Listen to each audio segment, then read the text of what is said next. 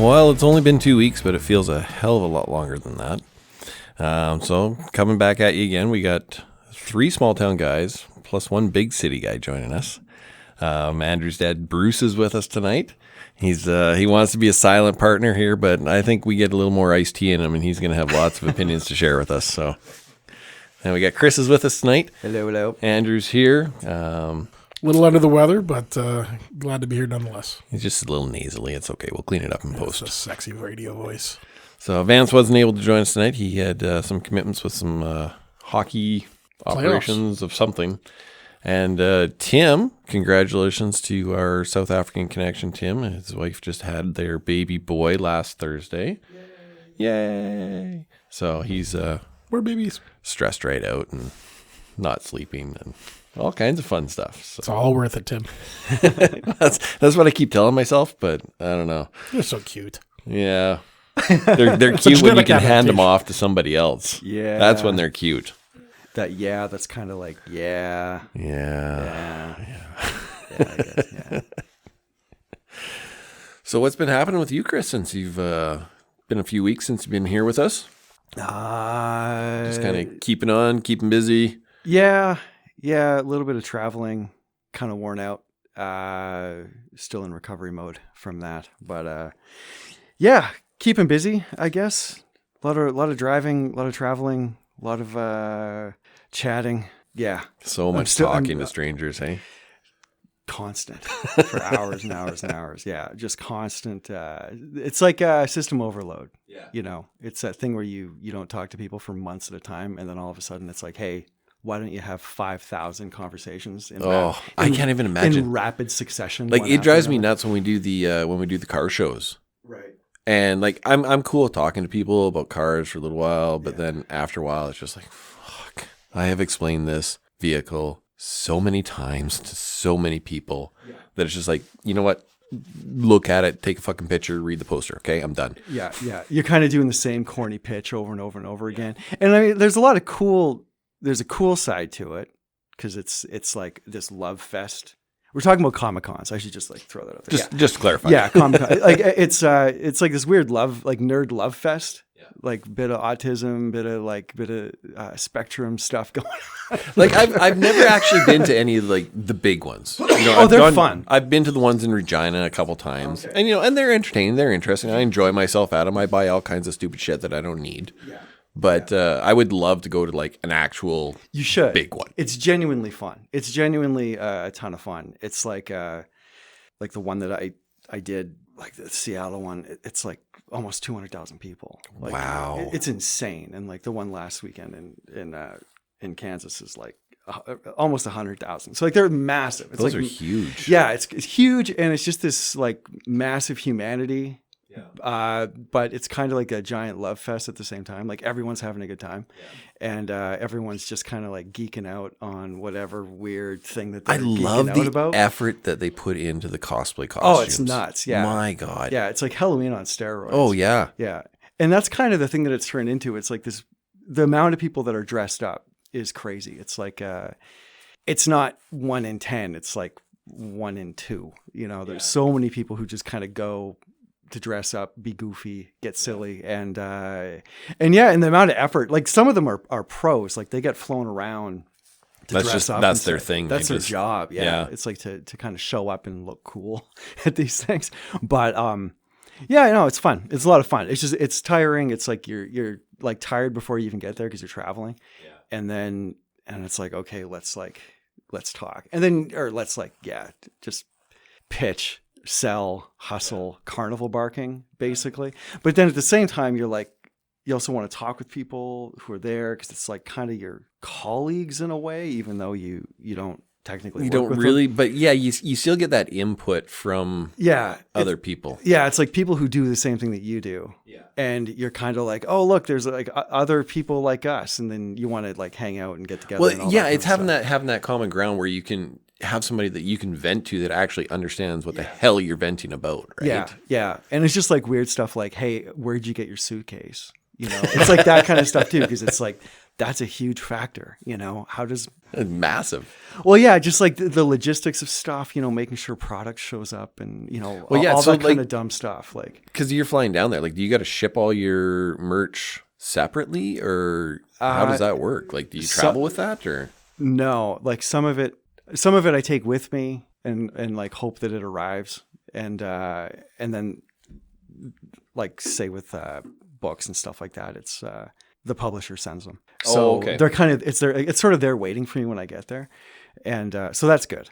But then if I don't sell it, I have to deal with it. So it's like I'm Yeah, then stuck what do you do like with all that other yeah, stuff? so you better sell it. But then it's like, how much do you bring? Because you don't know how much you're going to sell. Yeah. You know, it's like I basically have to buy them. I get a discount, and then I get to keep the difference basically. So that's kind of my motivation for doing it, because it's like I get like Kind a of good buying it wholesale and then selling it retail sort of thing. yeah, I get like a really good cut, and so that helps. Plus, it's like it's that whole like touching grass thing and connecting with people and all. So that is kind it of basically just like a trade show? Like you got to pay your own way down there, you pay for your booth, all that kind of stuff, or does the publisher kind of set you up with that stuff? stuff? It's up to the convention, and so with Seattle, I didn't have to pay.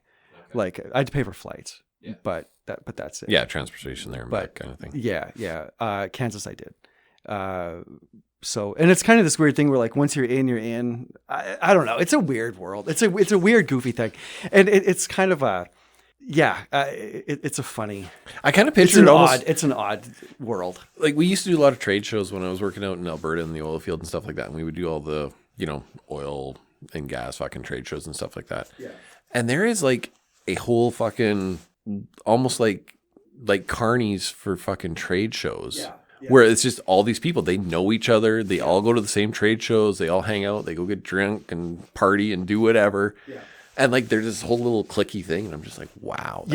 We did some last year just for the heck of it, like these Christmas markets, just like a complete experiment. Like let's do all these big Christmas markets in Western Canada, and it was like that totally. There was it was like a whole scene, and perfect example. At one point, this little girl comes up to my table. She's like 10. And she's like, come with me. I'll show you around. See? And it's like this little kid taking me around, and she's like waving at everybody. Like she knows everyone there. Yeah. And she's like, oh, what did she say? She had this, she said something like, I was raised in these markets. And she's like 10, but it's also it's like Oliver, but it's a trade show. Yeah. But like the socialization with that kid is amazing. 'Cause she's like 10. She's constantly being around like hustling in a way, and around like big, huge groups of people. Anyway, it was kind of cute, but it is like a whole weird world. And then you go to the next one, and it's like you recognize a lot of the people because they're doing the circuit, and then you kind of feed off each other and pick each other's brains for like. Well, in that skill set at such a young age, to be able to connect with people and to have the confidence and the outgoing attitude, that she's going to go far. Yeah, totally. Yeah, Oh, it's like you don't have to worry about her. She'll be fine. Regardless of what other skill set, what other knowledge or educational background she's got, that skill set will take you places. Yeah, just the idea of selling something. Well, how many people nowadays just like you can't have a conversation with people? Yeah. Right? Like, I don't want to talk to you in person. I'm just going to text you. Yeah. Really? Yeah. Fuck. Yeah. Like, totally. give me a call. Like, Yeah. Well, I actually hate talking on the phone, so I'm I hate that's the antisocial party of I hate I talk to my mom. That's like the only person I pick up the phone for is my mom. That actually, speaking of which, this reminds me of going to swap meets with my dad when we were, I don't know, I was probably like 8 or 9 or something like that. And he'd be selling used car magazines and car parts and this and that. And, he'd go wander off because he wanted to look at the show and, okay, man the booth and, sell what you can. You kind of know what the prices are. And, that probably led to some of my sales skills. Yeah, to this figure it day. out as you go. Yeah. So it's kind of interesting to see how that sort of developed. Yeah, learn the hustle, make the sale. So back to when you were in the States talking to so many people at all these shows, did the conversation ever come up about where you're from? And then how do you explain that sometimes about if you do say you're from Saskatchewan, where the hell is that? I just say up. But yeah, I Go did north. I did have a couple. It came up a couple times just because, say, if somebody wanted to use PayPal, and pay with a PayPal app, I'd have to like open up the app, and then they see this conversion, and they're like, "What? What kind of nonsense money is this being converted to?" This is that weird monopoly money. Yeah, shit it's you like, guys got. wow, your money is worthless.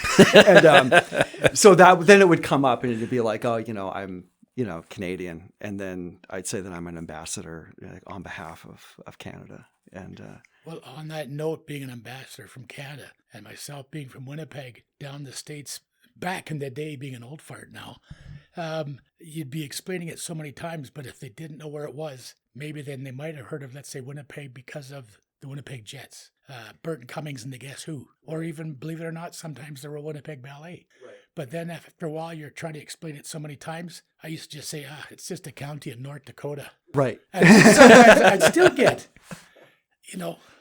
even a lot of Americans down south don't even have a clue half the time where North Dakota is. Their geography sucks. That's a universal. Their geography does suck. So I would always just say, like when I was in Kansas, it's like if you just go north and you'll hit my house, just go up. And then eventually you'll hit my place once you get across the border. When you hit the igloos and the sled dogs, you've hit the ice wall. Yeah. You're there. Yeah. But the geography kind of sucks because you explain stuff and it is a little weird. It's a little strange that there is a sense of just completely not caring at all. and that was a funny thing too. Like the only time that anybody that like say politics ever came up with anybody was Canadians, and they made a point to be like, I'm Canadian. Great. And like, I'm like, we're not for sale. Great. I don't fucking care. I don't care. Some of them were farmers, and it's like, okay, well, if you're not going to get your fertilizer for Texas for some reason, we'll gladly sell it to you. Saskatchewan's the next second largest producer in the world. So right on Saskatchewan. Yeah. It's kind of funny. The only time anything ever came up was Canadians who felt the need to remind me that I should be really proud of Canadians in the U.S. are almost becoming the vegans. Oh God, yeah, it's the worst. How do you know they're Canadian? Don't worry, they'll tell you. They'll tell you. They will tell you they're Canadian, and then meanwhile you're kind of like you're around people, and you can kind of tell whether you can kind of get a vibe from people, like what they kind of think and stuff like this. And it's just like, yeah, my takeaway is that nobody talks about politics because they're sick of it and it's divisive and nobody talks about it. Like, guaranteed, I know that 90% of the people that I interacted with were very conservative, but they're just not going to talk about it because they know that there's too many people out there who are like kind of lunatics. Yeah. So it's like, you just don't, because it's too divisive, because it just takes like barely anything to set people off. Well, and I'm kind of getting to that point too. Like, I know we got an election coming up, and like, I really just don't give a shit anymore. Yeah. Yeah, I am so done with it. Yeah, it's really, and it was actually really nice. And it, like when like not having that brought up all the time and that kind of thing.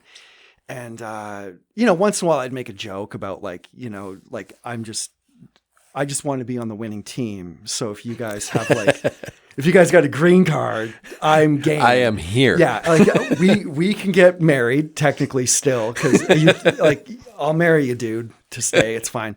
But yeah, like, and what do you got? Like 3 years. We'll be roommates for 3 years. Exactly. Get the permanent residency. Yeah. We're fucking good. Yeah, it's fine. Yeah. And just, I'll join the winning team. But yeah, does it really matter anymore? It's this kind of goofy thing. Like at this point. I think some of that comes from so many of the government institutions have just been so corrupted and so bloated for so long that it's built this level of indifference. When the volume level's been turned up to 11 and it's been sitting at 11 for the last 15 years, you become desensitized to it. Yeah. Right? And so you think of that, I call it the, Make America Great Again period of like the 90s, when people just didn't really talk politics to the same level, or it was just, if there was, it was at a different level of conversation, and people just went about their lives. Yeah. Now, maybe it's because I was a young kid and, the world was different back then, but I don't know. It seemed like a friendlier, nicer place. Yeah. And now everything is always in your face 100%. You've got to think this way because of this politician. You got to think this way because of this program or because of this policy. And it's like, holy, just take a break. I just want to live my life. It's almost like it's a cyclical kind of pattern, right? Because you go back prior to the 90s, the 50s was like the era, right? It was, the idyllic setting, family things, right? Like when Leave It to Beaver. Exactly, right? Yeah. And then that kind of went downhill, right? You get into the 60s, into the 70s, and the 80s, and then the 90s started coming, and the 90s was sort of that same kind of, people had the indifference. They stopped caring about everything that pre kind of 2001. Yeah. And now 9/11 we're back on changed that it. downward slope. So now we're like 30 years into the sucking downward slope. So now we're, another 10 years coming back up, and maybe we'll be better again. Yeah. Yeah. I think it's a weird way. It's kind of like you see some people and you're like, wow, your whole personality is your hair.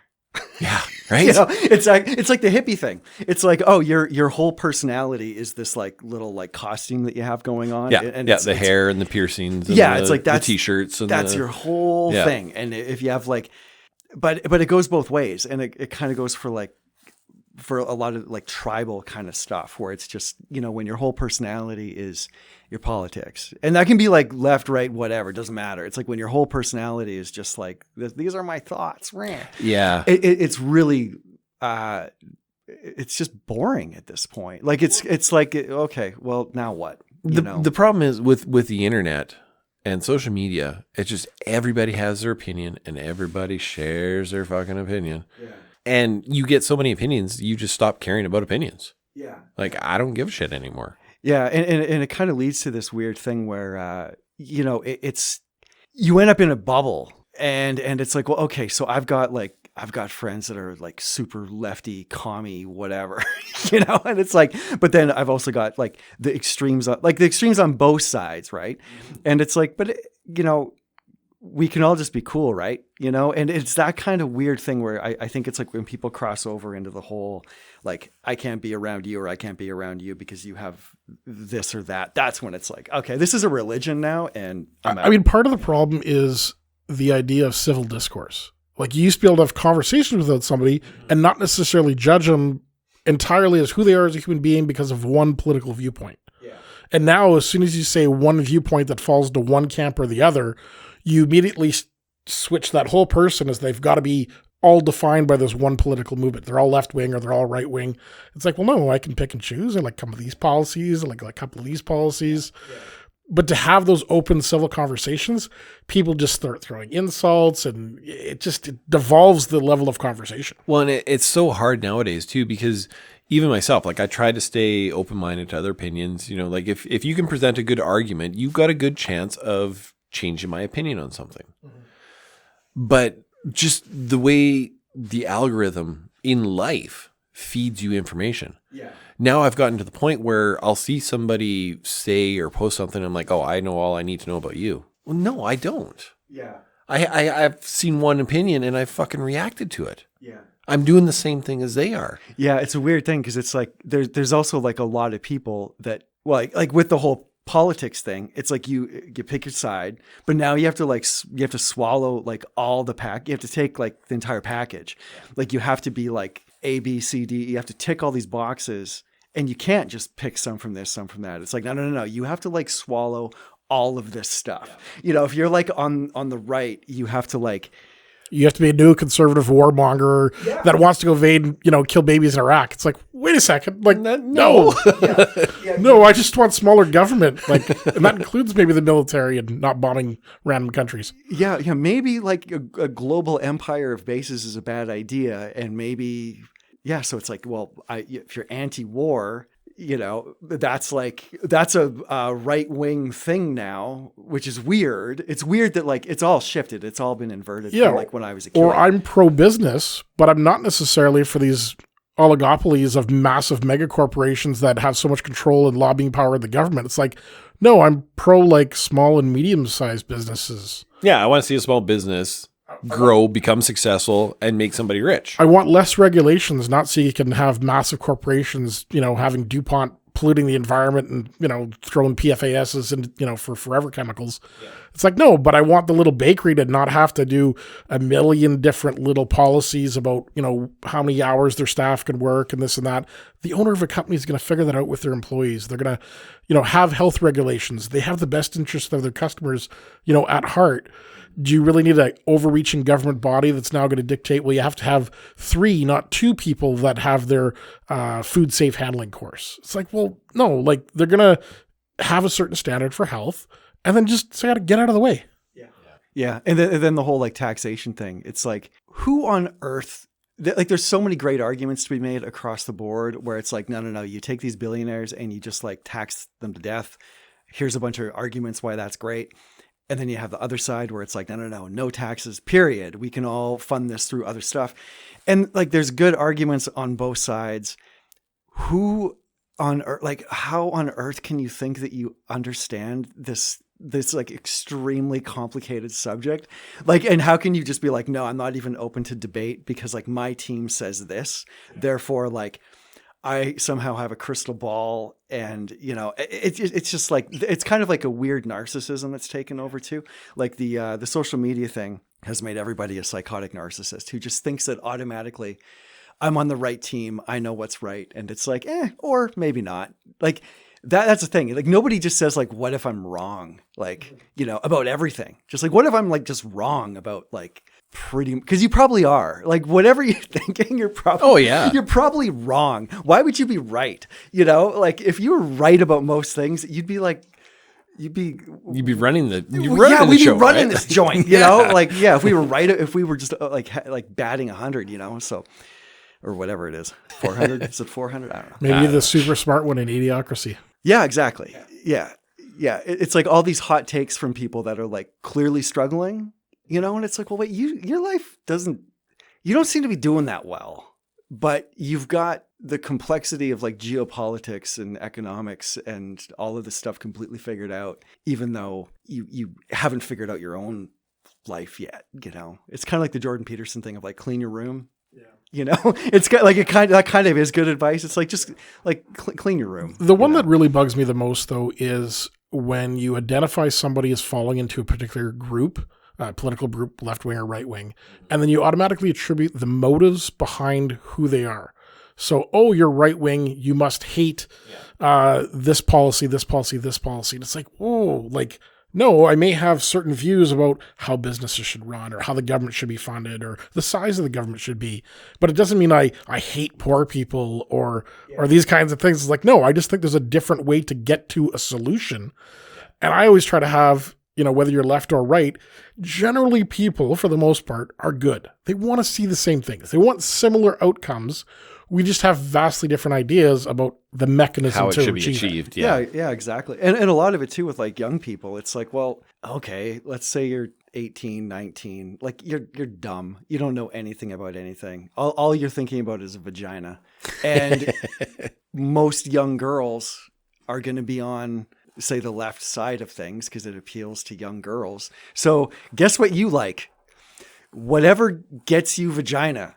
So if you got to play along, you're not wrong. If you got to go along with whatever, blah, blah, like, it doesn't matter. It's just like, I don't really care about like some guy in the Senate. I'm just thinking about just boobs, And so you'll do whatever, you will do whatever you have to do to get that. Yeah, you'll become a vegan for a temporary period in your no life. kidding. Yeah, exactly. Yeah, totally. Yeah. Everything goes out the window because it's just like, she's into this. And, you're right, baby. I hate meat. Yeah. Oh man, those Nazis. Yay, feminism! Yay, feminism!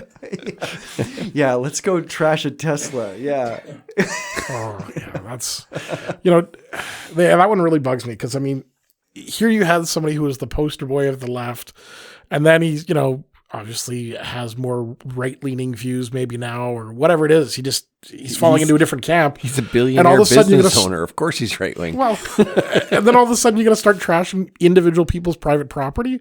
Yeah. It's like, I don't know, like go short a stock then or something. But you want to trash people's individual property that they've worked hard to save for, to have that? It's like, to me, all those people should be locked up. It's totally gross. Yeah. Like that whole, it's like the riot stuff with when they were like, I'm going to fight for African-American people by burning down their businesses. Oh my God.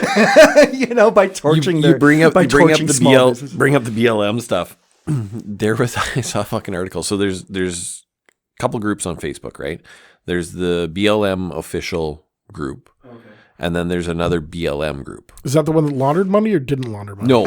So the biggest BLM group by like 150,000 people or something like that is controlled by some fucking white dude in Australia. Right. That has used this page to generate over $100,000 in donations. Nice. Yeah. And he is not affiliated with the BLM at all. You know, good for him. Yeah, right? Like I mean, honestly, he worked the system. Yeah. Hey, like, you know, dumb people and money. And He found a hustle and he fucking capitalized on it. yeah. I mean, if you're going to give like that, this is the thing. All those people that I think it's like good intentions. It's like, oh yeah, hey, I like the slogan. Sounds good. Let's go for it. And yeah, that'll be my personality for the next while. But it's like, you have to like zoom out later and just be like, oh yeah, whoops.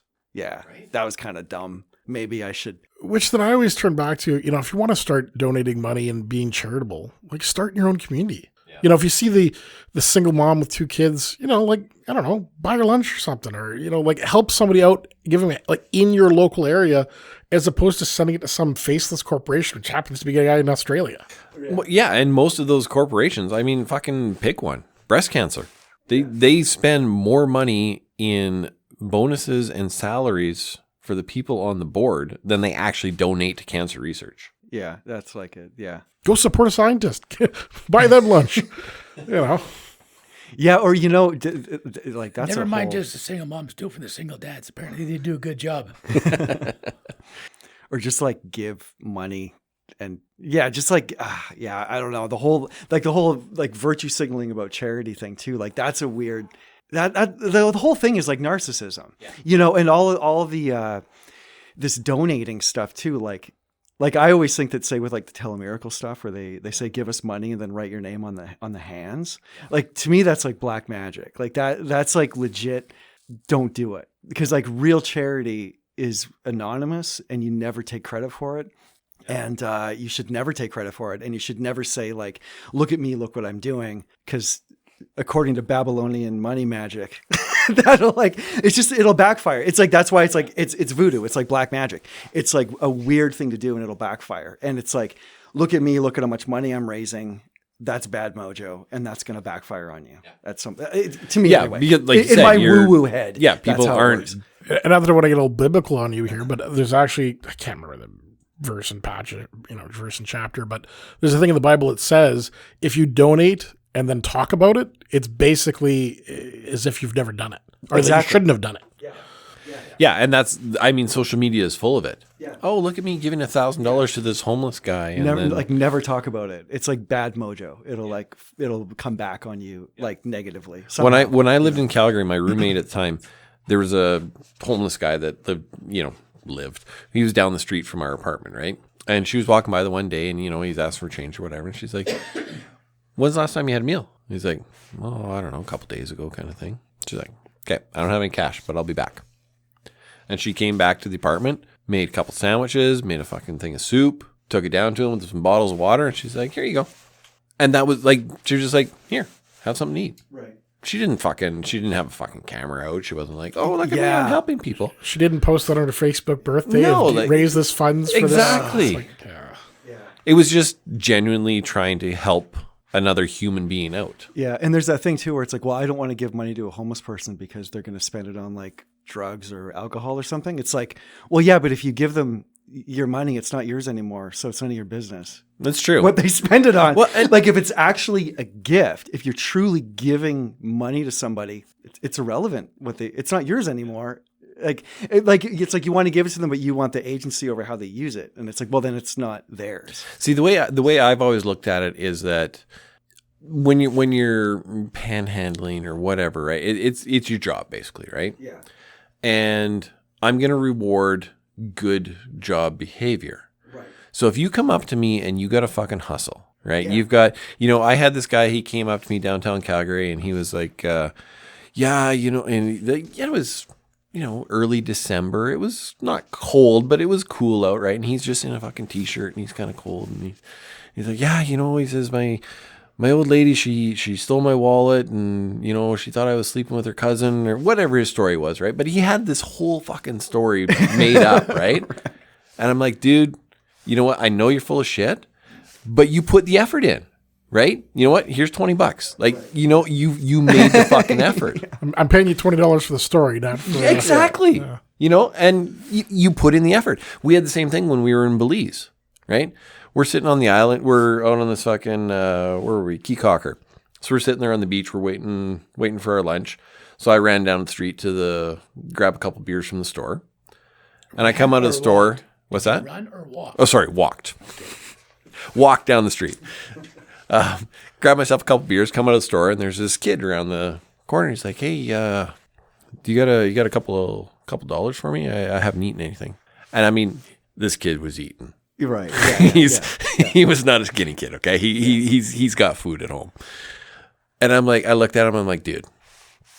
I said, if you're gonna hustle me, you gotta fucking hustle me, man. Yeah, crank it up a little bit. Yeah. I'm like, shouldn't you be in school? And he's like, well, no, it's lunchtime right now. That's why I want something to eat. And I'm like, okay, you know what? I'm sitting just over there. I'm on the beach. I'm at that picnic table right down by the water. I said, you come up with a fucking story. You give me a good fucking believable story, and I'll give you $5. No. I knew he was hustling. Like this kid is not starving. Yeah, he doesn't want a sandwich. No. Yeah. No. So I'm like, you come up with a story. You fucking come back and find me. So I went and sat down, had my beer, and sure as shit, fucking about 15 minutes later, this kid comes back up and he's got I didn't give him $5. I gave him $4 because the story was a little weak, but he put in the effort. Yeah. So it's like, all right, here you go. I'll help you out and you can go whatever, buy your chocolate bars. Fuck, I don't care. Yeah, I mean, half the time it's bullshit. I had like one homeless incident where this guy came up to my wife and he was like, "Hey there, pretty lady, oh damn, I'm on some hard times. I should be a famous man, but I am not. Unfortunately, my dear, I am my bike tire is flat and I need a patch for my bike." And like, it's like this is like the nicest like home. It's like, okay, here's some change. I don't want to like exactly. I'm not going to take this to the bank anyway to like, convert it. here's a. You're not converting it to Bitcoin? Here's a thing of change, but yeah, it's like, I don't know. It's a weird thing, but then there's the other side where it's just like full on crazy person, and it's like, oh God, get away from me. Yeah. I'm gonna like, no, let's run, and yeah, you're freaky, and let's get out of here. So, well, a while ago, for example, just to go back a little trivia or just totally useless information. You mentioned the word mojo. Mm-hmm. Well, back in the day when I was a boy, 7 mojos for a penny. There you go. And what's a mojo? It's like a penny candy. It's like a little. Yeah. They were like almost like a fucking like a Starburst, like a mini Starburst. Yeah, like a taffy kind of. Yeah, white taffy. They were pretty good. Kids talk about today. It's almost like 5 cents each or something.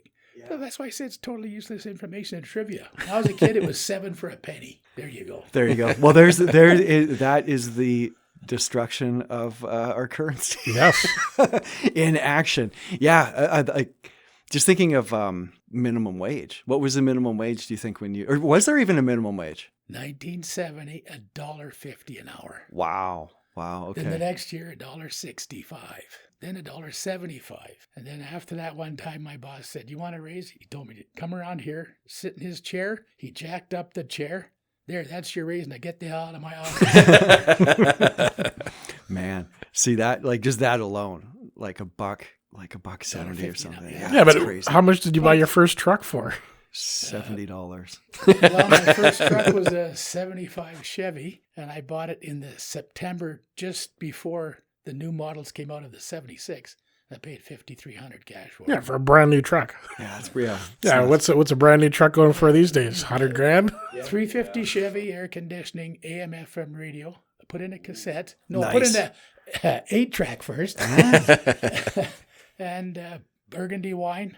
I think it was the first one at that time to put on RV type rims, white, and thought that was the cat's ass. Oh, I'd yeah. buy a truck and camper. Actually, camper and keep going. The truck would probably be about $100,000 if it was all shown at a car show these days. Well, you still have that 75 truck now. You'd easily sell it in Saskatchewan. Well, maybe not $100,000, but like 50. Even without a motor, guys are asking like $5,000 for those things. So two-wheel drive. I just bet if it was in this condition, he bought it in new. Oh yeah, if it was mint, I'm frick.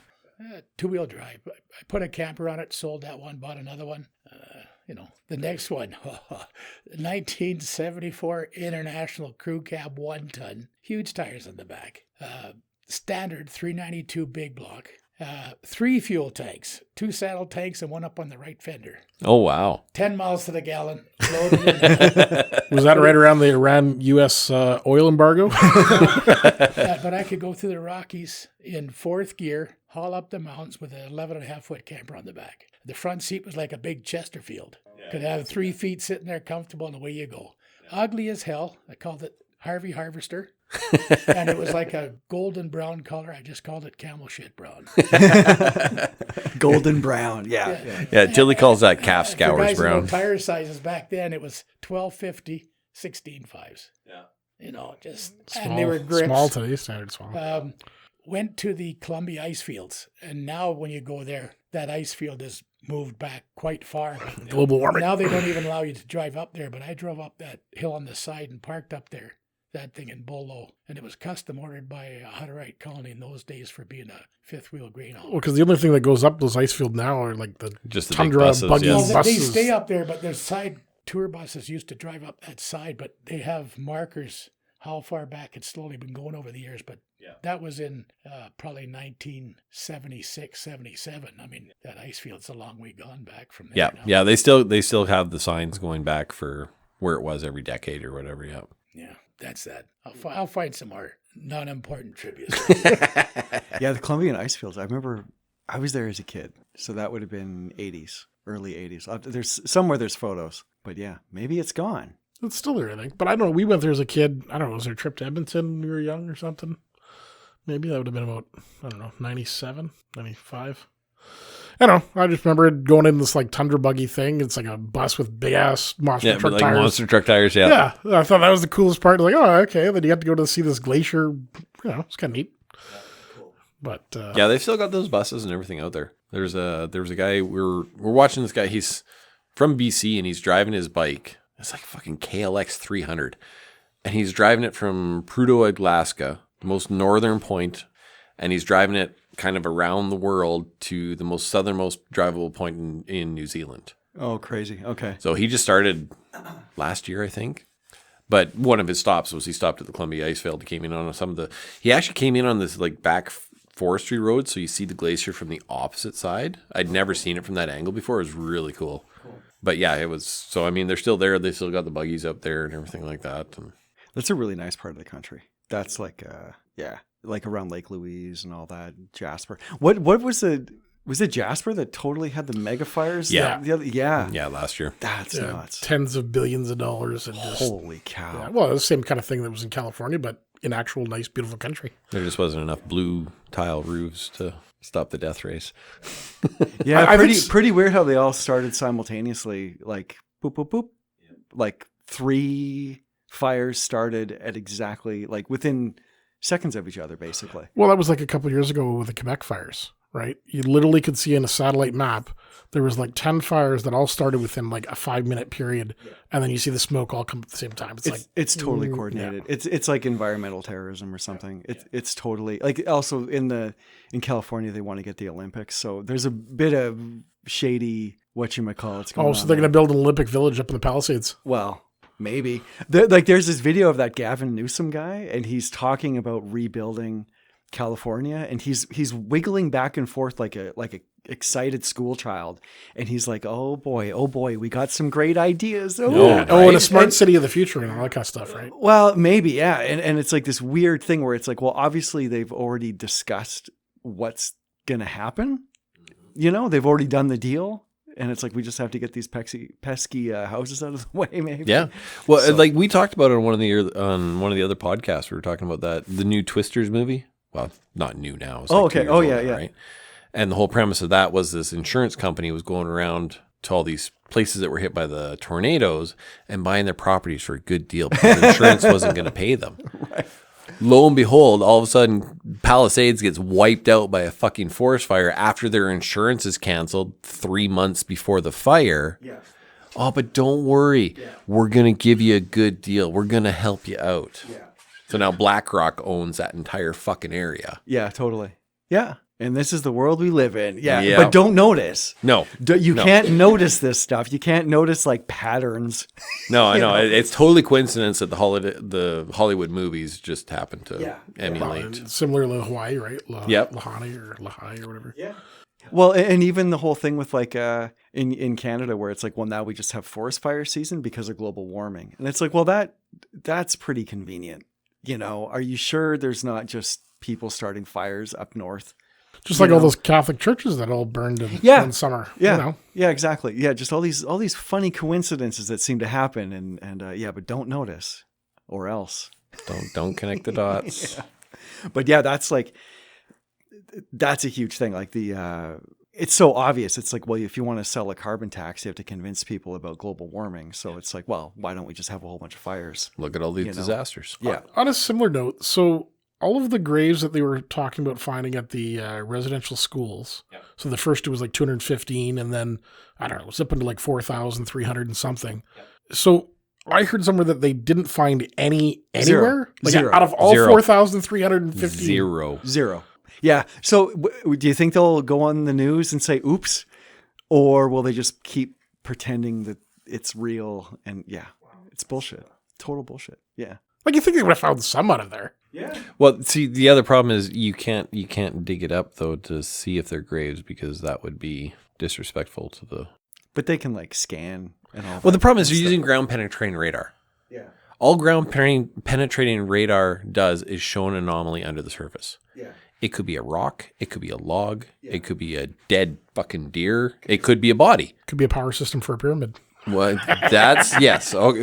Or that. Yeah. Or that. Could be. Yeah. Now, that's a different radar technology that they use. But yeah, so there's, without physically digging up the ground, it's just, there's a gold mine underneath this building we're sitting in. Yeah. Shit, start digging. Well, until you dig it up, you don't know. Right? Unless you're a paleontologist looking for dinosaurs, then you immediately know where to find them, because they get a hunch. They go out someplace and they're like, you know what? There's a Funkasaurus underground here. If I just dig down 6 feet, and then they do, and they're like, oh, I knew it. I found one. And then they find a tooth, and then they get China to make a mold of a dinosaur. Oh, now we're going to get into the fake dinosaur fossils. And then I'm just saying, the only people who have ever found dinosaurs are those people. Farmers don't find them. I've got fossilized rocks at my house. You want to come see them? Like bones? Not bones, shells. Okay. Well, yeah, that's fine. That makes sense. But I mean, this whole thing of like for instance, when the dinosaur craze kicked in the 1800s, there was two guys that were like competing for the spotlight during that whole like dinosaur mania, and those two guys discovered basically every dinosaur that we know of right now. Those two guys found them all, and basically like Pokemon of the 1800s. They collected them all. It was like the Geo search, whatever that Geo game is. It was like that, but they magically knew where all these dinosaurs were. They found them all. And that's basically our kind of our go-to thing for like Stegosaurus. And all this kind of stuff. Chris comes on and then he fucking makes me question everything that I fucking know. Them. Yeah, no, they are. There are paleontologists who are like, I think on that hill there's a Tyrannosaurus Rex died there 1 million years ago, and I went to school, so I think it's there. You have Scotty in Saskatchewan in the legislature area. Near Swift Current, or what's that area called? It was found at East End, Saskatchewan. East End, yeah. I think what Chris is getting at, though, is that they find fragments of certain things, and then they extrapolate from the data, and they build out molded casts. So every dinosaur that you see in a museum is not the actual bone or the fossilized remains of what would have been the bone. It's molded representations, and then they actually have the bones in like cabinets somewhere, is what they say. Right. Is that what you're going? Is that the point you're trying to make? Yeah. And also the only people who find them are paleontologists. Like look at the farmland around. Or guests that go out with them. But what about dinosaur tracks? Or do you mean like the? Yeah, no. The what? I missed what you said. I said, what about dinosaur tracks? I'm totally down with giants and weird stuff, and I'm totally down. Like I've seen the tracks in Utah with a human foot inside of the footprint of the dinosaur foot. I'm totally down with all that stuff. I'm just saying that there is something weird about how the only people who seem to find dinosaurs happen to be people who like a very like select group of people. You think with all the farming that goes on, you would just find this stuff. Well, I thought the guy in Canada that found stuff around Drumheller, he was like a land surveyor. Yeah. There's the Canadian Heritage Moment commercial from back when I was a kid. Yeah. And he finds like the backbone of some dinosaur creature And then it's like the richest dinosaur deposit ever found. And that was, Canadian Heritage Moment. Yeah. And you know what? I could be totally wrong. Maybe that's all. I'm just saying there's this statistical improbability of just regular farmers not finding this stuff while tilling the soil is crazy. Well, you got to think, because you got to get down to a certain level. Lower elevations. Yeah. Well, you got to get into a certain geological era of the rocks, right? Yeah. I mean, this is all, Surface. topsoil, right? Surface, yeah. Our bedrock is what's our bedrock here? It's like 300 feet? Yeah, like it's a long way down, right? But how would you know? How would you be like, you know what? Well, when you drill for a well until you hit it, and my well's at 175 feet, and we didn't hit bedrock. So Right. Yeah. I mean, dowsing works. It does. yeah, It does. Maybe there's like one of the classes they take is like, it's dowsing, but to find dinosaurs. They get a couple coat hangers. I always thought the dowsing rods were bullshit. No, it works. We Right? did that on our house, on our acreage as a kid. When we did our campsite, we were like, okay, well, I'm gonna try these fucking dowsing rods out, right? And it's 2 coat hangers, bent at 90 degrees. I took a couple chunks of willow, drilled a hole in them so the wires could sit in there, right? So you're not touching the wires. Yeah. And I fucking walked along, and I'm going through our campsite, and they go whoop, they cross over. Yeah, weird. Go a little farther, open up, go back, cross over the same spot. And I'm doing this by myself, right? Wife and her friend, they're doing whatever. And I'm like, hey, come here. I was like, hold these sticks like this, walk in that direction. Stop when they cross over, if they cross over. Right. She's like, okay. So she walks along. She gets the same spot I did. Whoop, and they she wasn't there to fucking witness you. And she didn't see me doing it. Yeah. And they crossed over. And I'm like, interesting. So I call her friend over.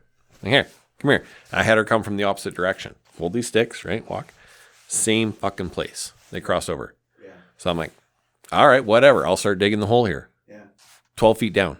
No, 9 feet down hit water. And I dug it down to like 13 feet total. Yeah, see, and that shouldn't make sense, but it does. No, That's the exactly. thing. So what's the deal with that? Yeah.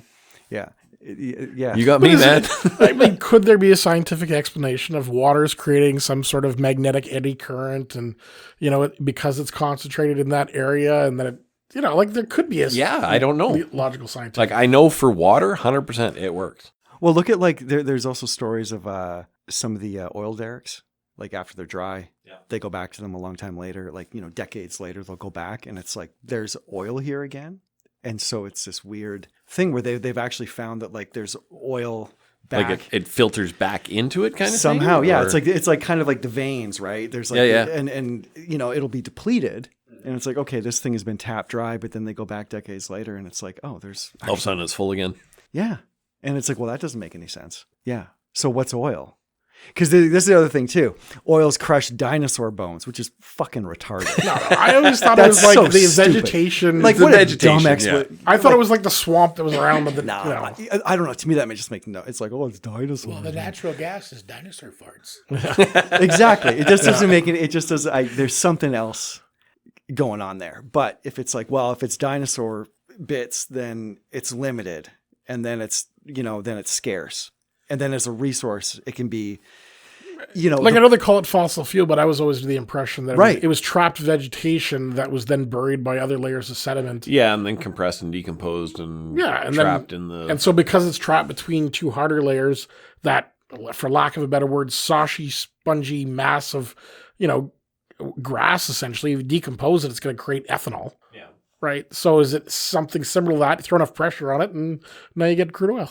Yeah. Well, it's like the cutaways of the earth. Like, those books, like as a kid, like the little encyclopedia things with all the illustrations and stuff like that. And it's like, oh, we're going to, like, here's a cutaway of the earth, open it up. And it's like, well, this is what's at the center. You've been like, who, I will agree with you. You've been down 8 miles max, but exactly like, no, forget it. Nobody has any idea. Yeah. It's all speculation for what's. Yeah. It's howling underneath. Oil spirits at the center of the earth. Like we have no idea what's down there. We have no clue. Well, I would say this. So they use the properties of, you have an earthquake. Yeah. It throws off massive waves of energy, essentially, or vibration. Yeah. And then they can see how those vibrations change on different seismographs at different points around the world. So then you can see if we had this ball and it had different layers and we, simulated what those vibrations were. Well, if it was made of jello here and if it was made of liquid here and if it had an iron ball in the middle here, well, then the waves should propagate in these directions. See, the problem with simulations is they're programmed. Just like the Matrix. Well, no, just like our climate models, Yeah. right? It's all programmed based on somebody making inferences. I saw this really cool theory called expanding Earth theory, and it's this idea that it's if you pretend the Earth is a ball, but a small ball, and then it's gradually expanding because of the gases inside of it, and then the continents break apart, and then they appear as they do now. But if you kind of reverse engineer it and kind of play it backwards, you can see the continents fuse together, and instead of being like this one Pangea type blob on one side and the other side just ocean, it actually completely forms a perfect circle. So it kind of makes sense if the Earth is like expanding outwards from gas inside. Anyway, it's cool. Kids at home, look it up. It's cool. Go find the video on YouTube. Expanding Earth theory. Yeah, expanding Earth theory. Yeah, it's actually it's kind of cool. So by that logic, the Earth would be becoming less dense at the same time, I guess. And you'd have to pretend that it's in space and all that other kind of. No, we're not going into the flat Earth thing. Just saying. You have to play along with the whole idea that it's a ball and all that kind of stuff. But and orbiting the solar system and around the center of the Milky Way galaxy and in an expanding universe. Yeah. Satan's model, absolutely. Yeah, the devil's model. Yeah, but it's a cool idea, and it actually like logically when you see it, it's like, oh, that makes perfect sense. Like when you see this little animation thing, it'll be like, oh, that's a really good. So yeah, like if you compress the Earth to half of its volume that we have right now, everything would just kind of shrink in. And obviously the Africa and South America, that lining up, I mean, that was one of the first reasons that they, created tectonic plate shift movements, because it looks like two puzzle pieces that fit. Right? Yeah, so totally. And if you keep contracting it, like everything comes together perfectly. And so it's interesting. My question with that is, how do you explain the oceans and the water? Well, who knows? Like, where does the water come from, right? I don't know, but if you look at the surface of the beds of the ocean, they do look actually stretched. Yeah. They look like skin that's been stretched. Yeah, no, it's strange. I could actually get behind you on the expanding Earth theory. Yeah. But where did all the water come from, right? Because if it was compressed small enough where it was... Based on that, then I guess if they talk about the lyrics in that one song about even the man in the moon was crying, maybe he just did too much. Just too many tears. Wow. So this is actually... Well, the firmament, I mean, that's more lyrics for a song, too many tears. We're just under the ocean. That's right. I forgot about that. Talking about water and Genesis, though, so the idea of the flood, and almost every old civilization has got a flood theory model. 100%. Whether it's biblical, whether it's Indian. And so one of the ideas is that the vast amounts of water came from the depths of the earth. So whether it was trapped actual liquid water that was trapped beneath the crust of the earth, or maybe it was pockets of hydrogen gas and oxygen that then, as they got compressed, form and shot up as spouts of water in part of these biblical floods type stories. Yeah. Right. And the whole fire and ice theory, like if you go to like Norse mythology, you've got the two sides of fire and ice, and they come together, and then everything in between comes out of that. So, that jams fits or doesn't jam. It fits with like the biblical stuff. Like we all have the same root story. It's just like. Oh yeah. Well, I mean, like the flood thing. Yeah, like your flood myth. Every religion worldwide has a flood myth. Yeah, 100%. And obviously something happened. Because we have amnesia as a species. Younger dryas. Speaking about the floods, where I'm from, it didn't start till either 1950 or 1997. Depends which flood you want to do. When the Red River flows, you take a back road. Yeah, what was that, like 40 miles wide or something in 97? I remember that. We went to the frickin' the flood relief concert. They had one in Calgary. Yeah. It was the 97 flood. Well, I remember being a 12-year-old kid, and I was filling sandbags for days and days after school, and like they literally had prisoners that were building sandbag walls. Like everyone was doing it. Like 12-year-old kid. I was 21, getting drunk, going to a concert. Loader rides. I got to go for a loader rides. You'd have like seniors' homes, little old ladies making sandwiches to hand out to all the people working sandbag lines and stuff like this. It was amazing how much that entire, I don't even want to say community, but like vast geographic area all came together for like holy shit, everything's going to flood. And see, you need some of that once in a while. Every once in a while, you need maybe not like wipe out the species type flood, but once in a while, you need a shake up to kind of get everybody together. And it was really enlightening how that event brought all of southern Manitoba together. Like, it was a defining moment for me as a child. I think you need some of that. We've gone too long without any kind of real hardship. It's good. Keep it that way. Yeah, but I think it's like when you start to get super, super comfortable and super soft, you start to invent problems that aren't really problems. You start to kind of create stuff, and then it's like you end up lighting Teslas on fire, or you end up like doing dumb protest stuff and all this. It's the old adage of hard times create good character, and the good character create good times, and that whole sequence of events. That's why the complete what's going to happen in Canada coming up, the absolute. It's going to be rough, but it might actually be good because it'll shake up the complacency of this place. Well, I just think of, some of the businesses around that they understand the economic impact that is about to be unleashed. But at the same time, they're preparing and they're building a team of dedicated people, and they're trying to position themselves in a way to be forward thinking and to like ride out the other side of this, on a wave. Because I think we're in for one of the harshest economic times that this country has seen since the 30s. Oh yeah, you're going to get wrecked. Yeah. Like the country's going to get wrecked, and the currency, all of it. There's going to be currency collapse, housing bubble collapse. The trade wars are just going to absolutely devastate everything. Canadian exports are just going to tank to the U.S. So our number one trading partner, I think, effectively is going to be off the table by the middle of the summer. Yeah, and it's this goofy thing too of like,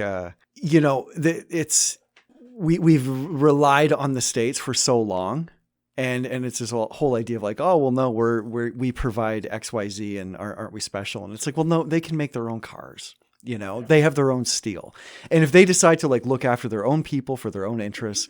Well, wouldn't it be nice to have a government that does that? That's kind of crazy. I'd like a government that kind of takes care of their own country first. Yeah, what a crazy idea.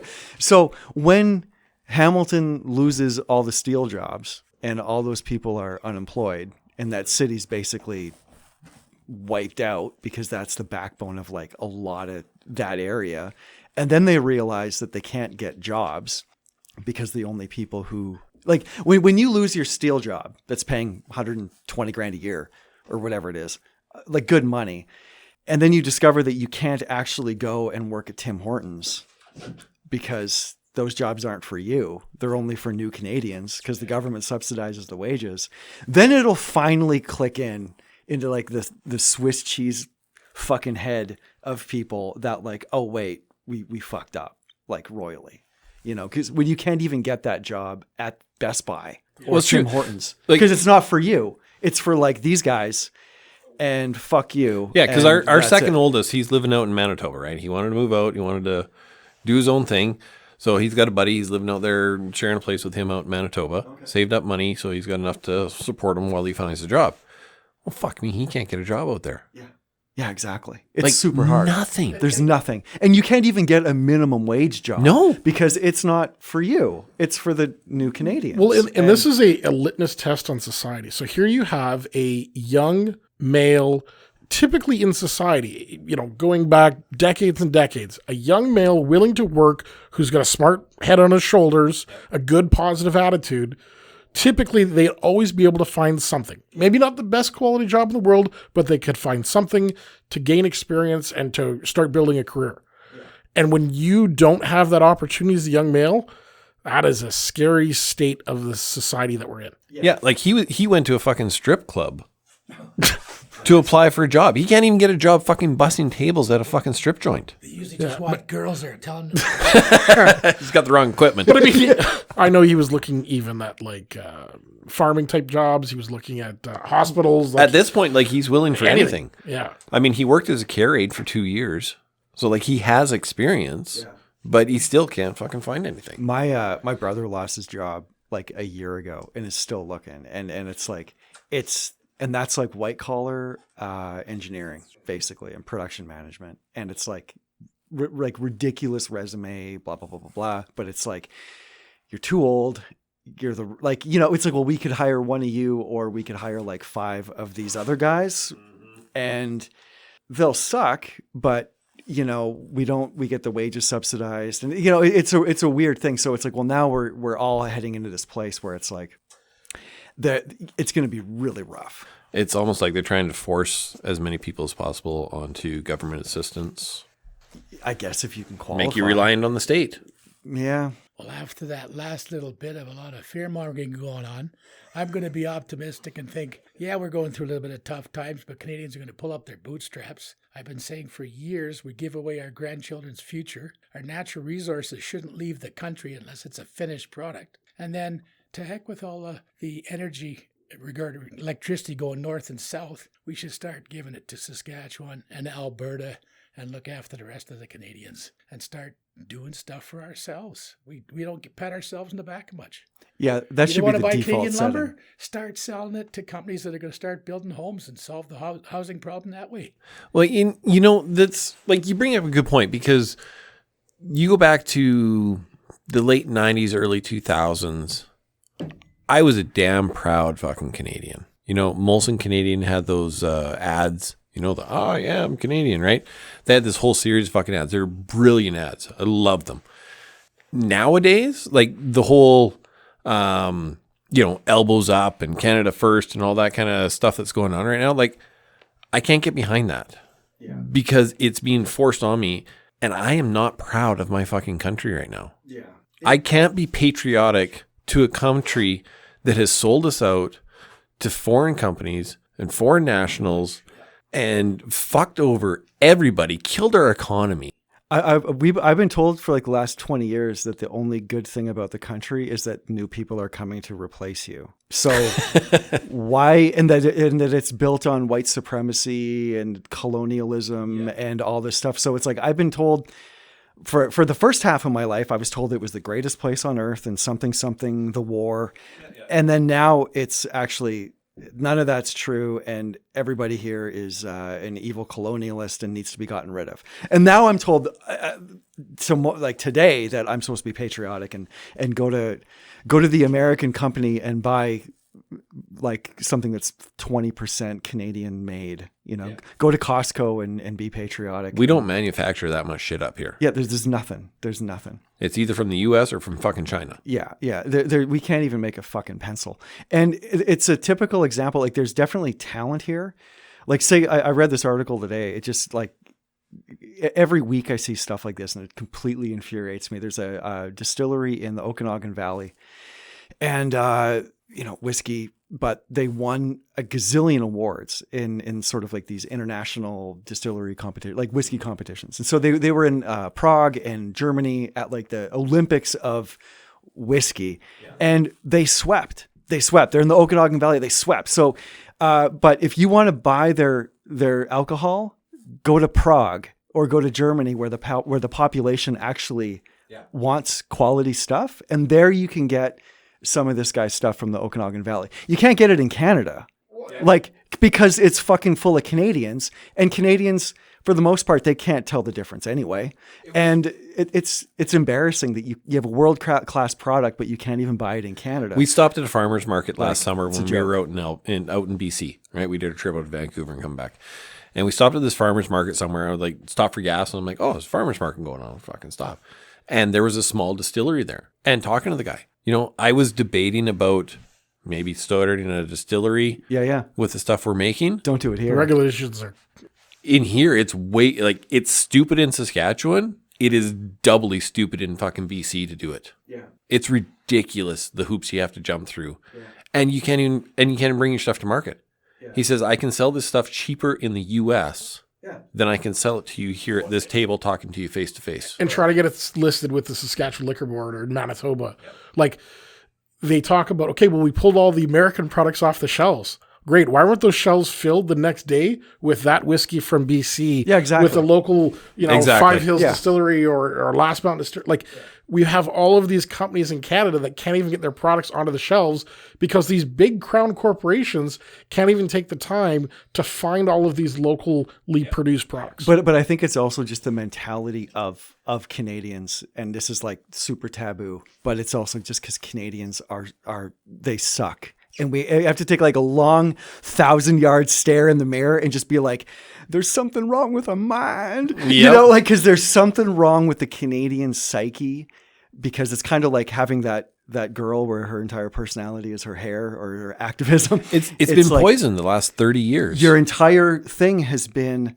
well, no, we're just the greatest because we're not American. It's how Canadians define Fucking themselves. hate that. Could you explain that a little more clearly when you said 1,000-yard stare into the mirror? Oh, just the blank stare into the abyss where you, just that thing where you just, that looking off into the middle distance, the what's it all for? Yeah, just that moment of clarity. That moment of clarity of like, I'm going to look in the mirror and I'm not necessarily going to like what I see. I was thinking of what you said, and I thought my glasses must be dirty, but I can't see. But that stuff makes me nuts, because it's like, well, here's something that should be in every store that everybody should be like, holy crap, have you tried this new whiskey, blah, blah, blah, blah, blah.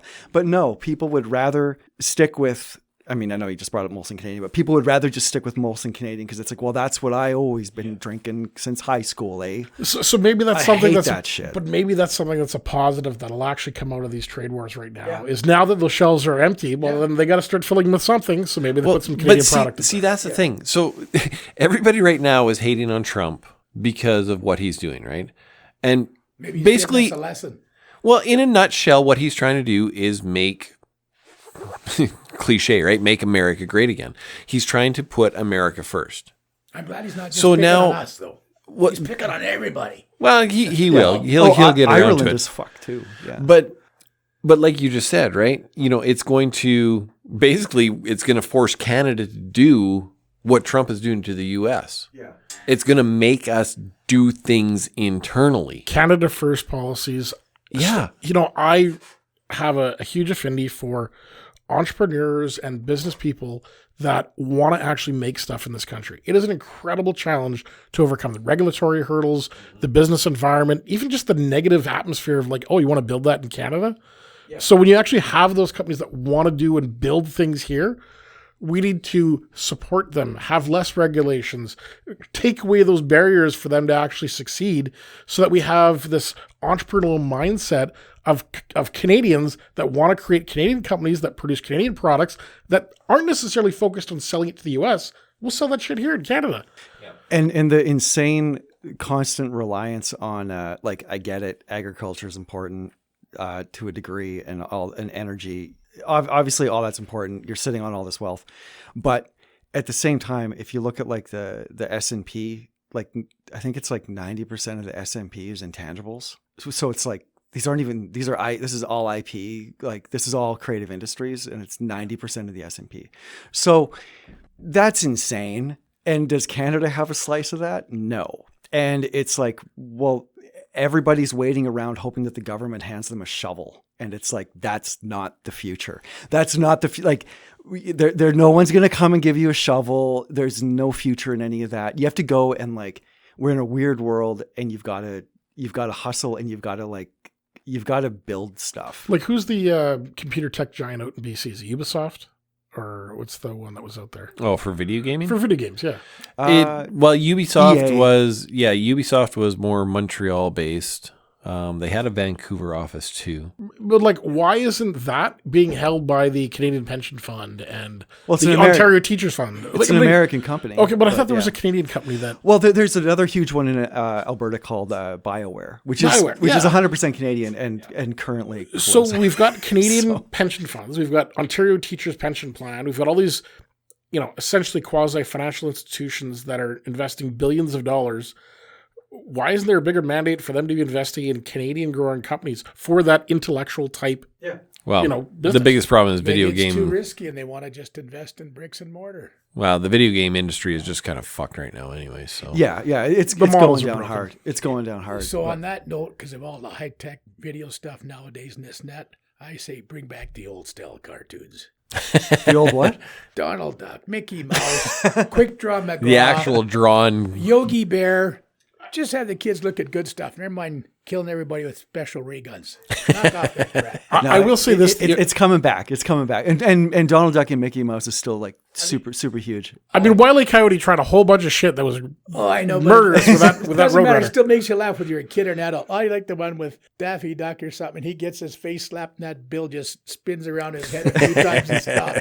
I love it.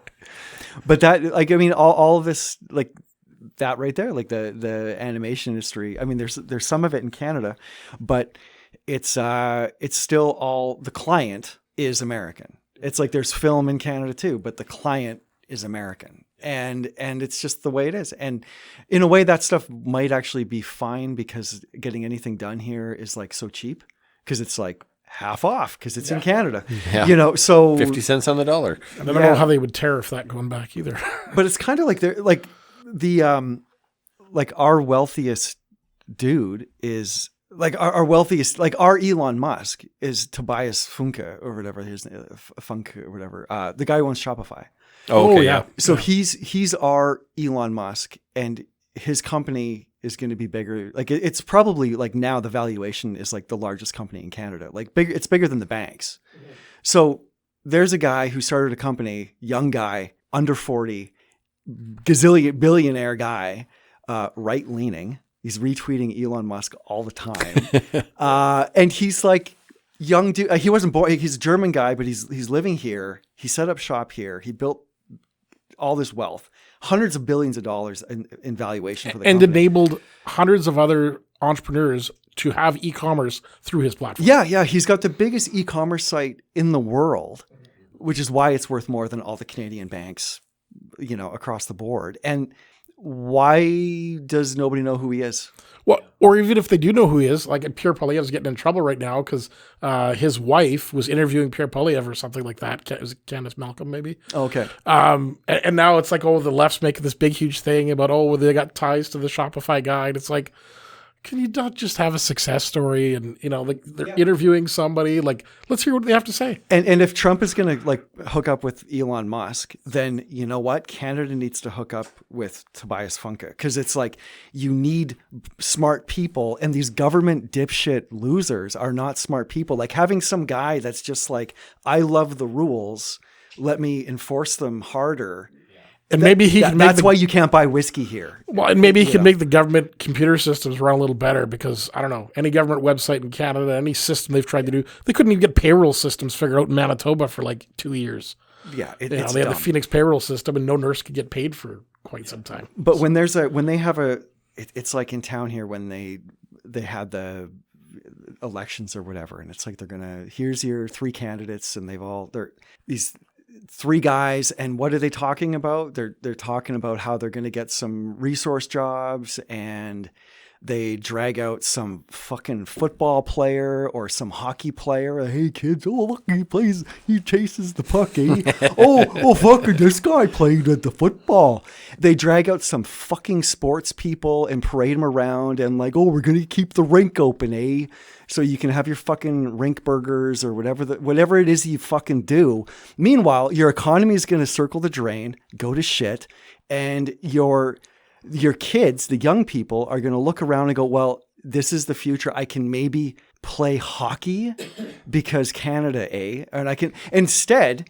Why aren't you on the phone with the Tobias Funke types and getting them in and being like, hey kids, I made $500 billion. Nobody knows who I am because I didn't chase a ball, but I made $500 billion in Canada. And I did it from my apartment, and you can too. And here's what you can maybe do.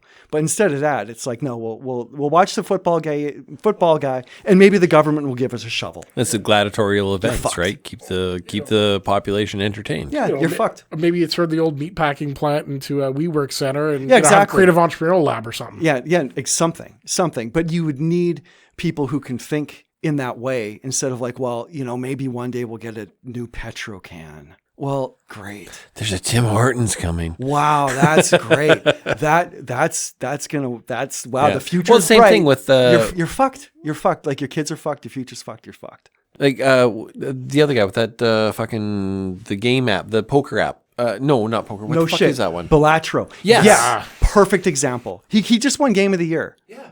Okay. Yeah. He's from somewhere around here, and he's made almost north of $100 million. Yeah. Out of his house or wherever he. Yeah, he's like Prince Albert or something, isn't he? I don't know. I have no idea. I love. And the crazy thing is, we should know. We don't know. Yeah. But don't start encouraging gambling. Come on. Well, no, but it's a computer an app game. on the game. It's like a Yeah. Yeah, it's a game. It's like but it's this thing of like, well, that's just silly stuff. That's not a real job.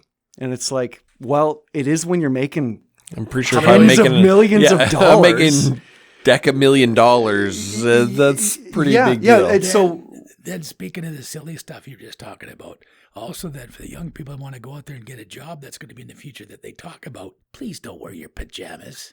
But why not? I don't know. Like if you're doing computer programming, Well, but then don't wonder why you didn't get the job, scratching your head. no, but there's a difference between having a creative type job and having a outwardly focused creative center where if you need to be in a sales role and you're dealing with people, yeah, okay, well, then, dress the part. Unless the person that's going to hire you has got his pajamas on, maybe you shouldn't wear them. well, I don't know. That's the redneck coming out, by the way. No, Yeah. that's the age thing going on. Well, either way. Yeah, that's the boomer. still That's the haven't got boomer past talking it. there. I know what you mean. I agree with you. My version of the pajama thing is when people say like, "Hey, I need a job." This. How do I? What should I do? It's like pick up the phone. Like actually connect with people in real life, and it's like the putting on the pajamas thing. It's like you need to put on your personality. Like you have to like engage in the world. You can't sit behind your phone and just send off an email and expect a job. Like you have to like go where the action is, and you have to talk to people with pants on. Like if you get anxiety phoning in a pizza order, Yeah, you're kind of fucked. yeah. You need to put pants on. And you need to like engage in the real world and not just through email, and magic will happen. Or not even can I get a job? It's what value can I bring to the world? Can I create my own job? Yeah, exactly. Right? Like what skill set do I want to do with my own time? Especially if you're still like, maybe Jordan's an example, or your other son's or Dylan's an example. I mean, if there's an opportunity, maybe he's got a skill set of something he values and his whether it's his creativity or whether it's his work ethic, whether it's a skill set that he's got that you've, from taught him from working with him, maybe there's something that he can do and create his own business. Now, maybe it's going to fail, and chances are your first one is going to fail. Yeah, good. But is it any worse than, I don't know, working some shady job for somebody else? Well, yeah, it's like creative thinking is just problem solving. It's literally like I'm broke. I need to solve that problem. Well, I hope you're creative enough to solve that problem. It's problem solving. So it's like,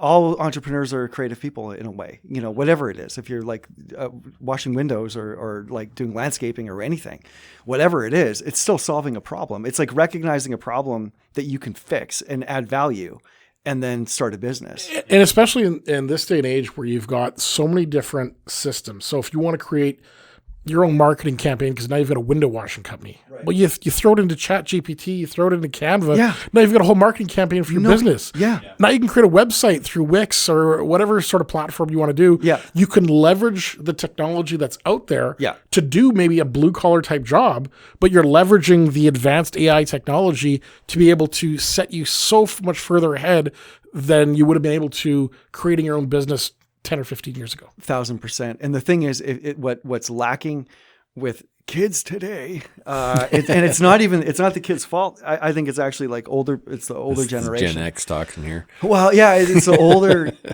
older generation of being stuck. Like Canada, especially, is I'm going to shit on Canada. I don't care, but it's stuck in a time warp. It's stuck in a weird time warp of.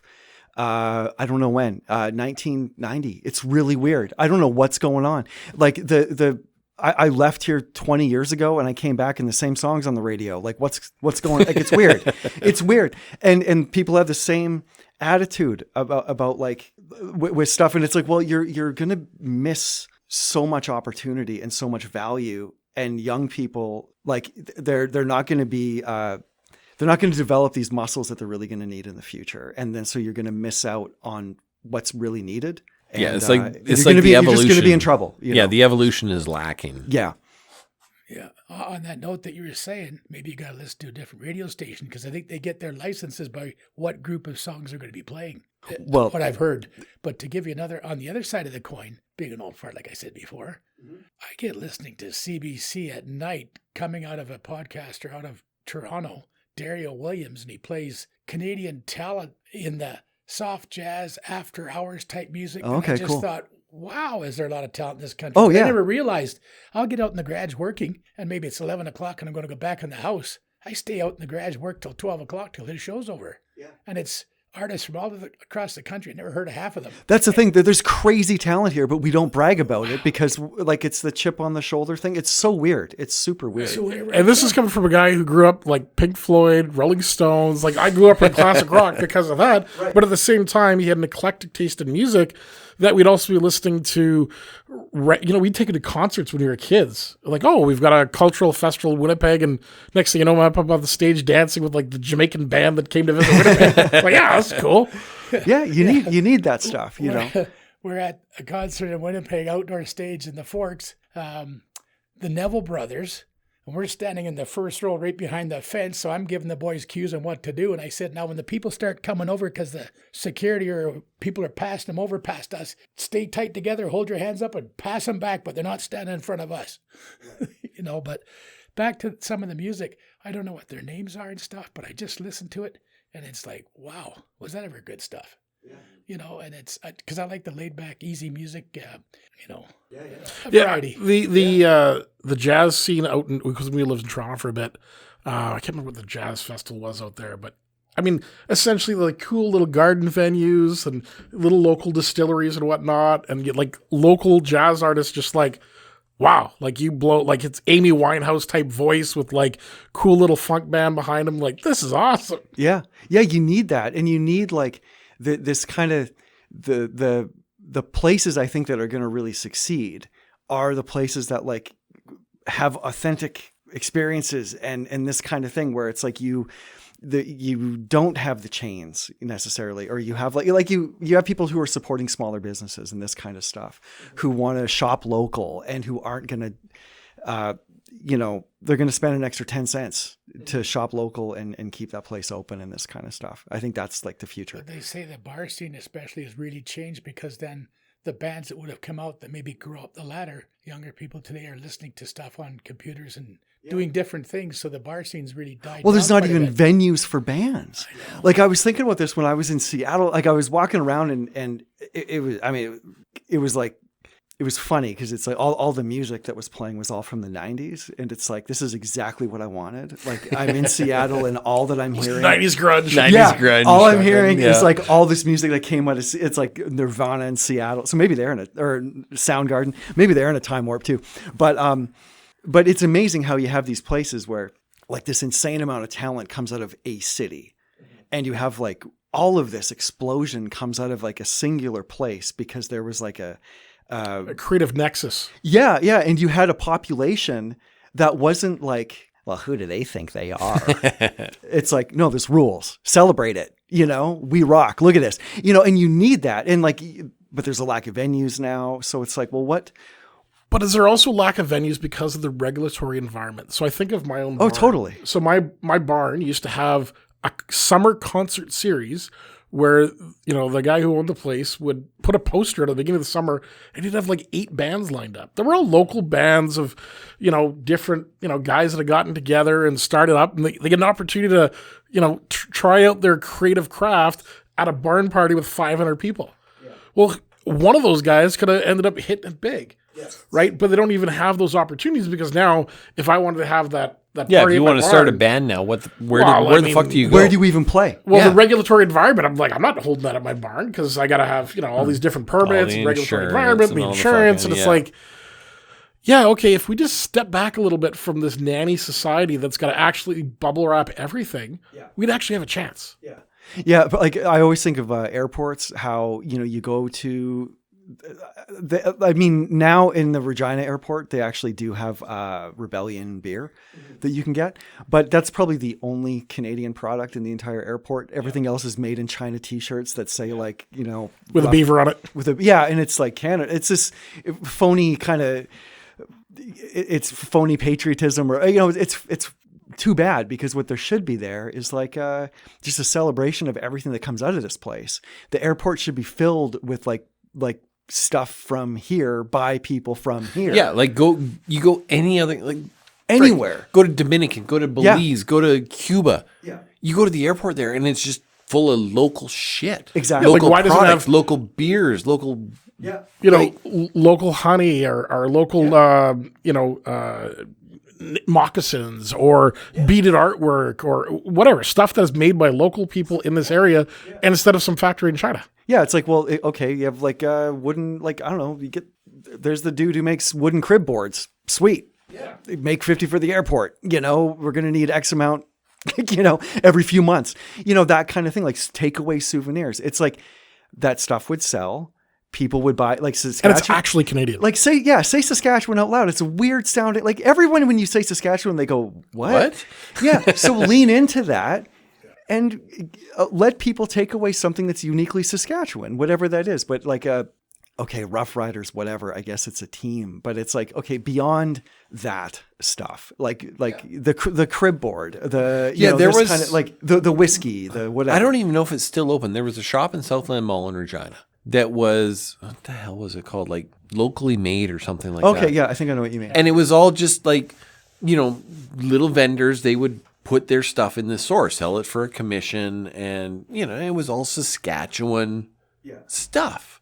There's candles, honey, shirts, woodcraft, like fucking everything, right? Yeah. Like put that, like you said, in the airports. In the airport, yeah, for sure. I mean, you've got international travelers are coming in, and But again, talking Souvenirs. about government overreach and regulations, you look at the Regina Farmers Market. There was going to be provincial government laws that are going to ban selling of eggs can't sell fucking at eggs. a farmer's market. I mean, here you've got one of the most food-safe products you can have. It literally comes out of a chicken with a protective film on it that you don't even need to refrigerate the fuckers.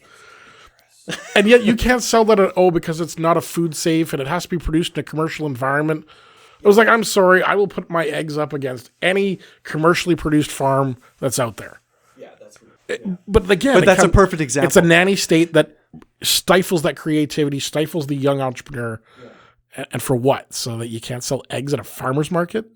Owned regard like they have on everything nowadays. Yeah, I mean, you shouldn't even need to put the sign. Like, you're buying eggs at a farmer's market. Like, I mean, there's a... Well, it's the same thing. food Even if you've got a restaurant, if you buy locally sourced product from a farmer's market, for example, and now somebody gets sick, that's on you. If you didn't purchase that from a CFIA approved facility, government washes their hands. That's your fault. And see, and that's like the complete opposite of every food trend in the world right now. Because have you seen those guys on the Indian fucking street vendors? Okay, well, that's a different story. Damn. Outside of the slop market.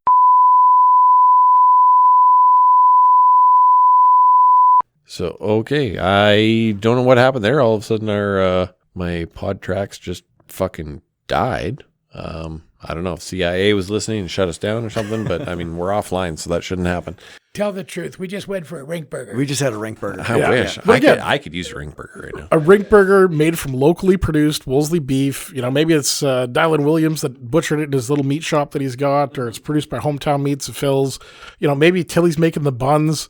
You know, you can make some locally produced ketchup from some tomatoes from somebody's garden, or somebody's got a greenhouse. Yeah. Like, all of that is an absolute possibility, but it's just because of government. Well, it's government regulations. Like, well, it wasn't produced at a commercially meat facility, and you know, just all of these regulations and just ease of use. I will admit, you know, that aspect of it. Yeah.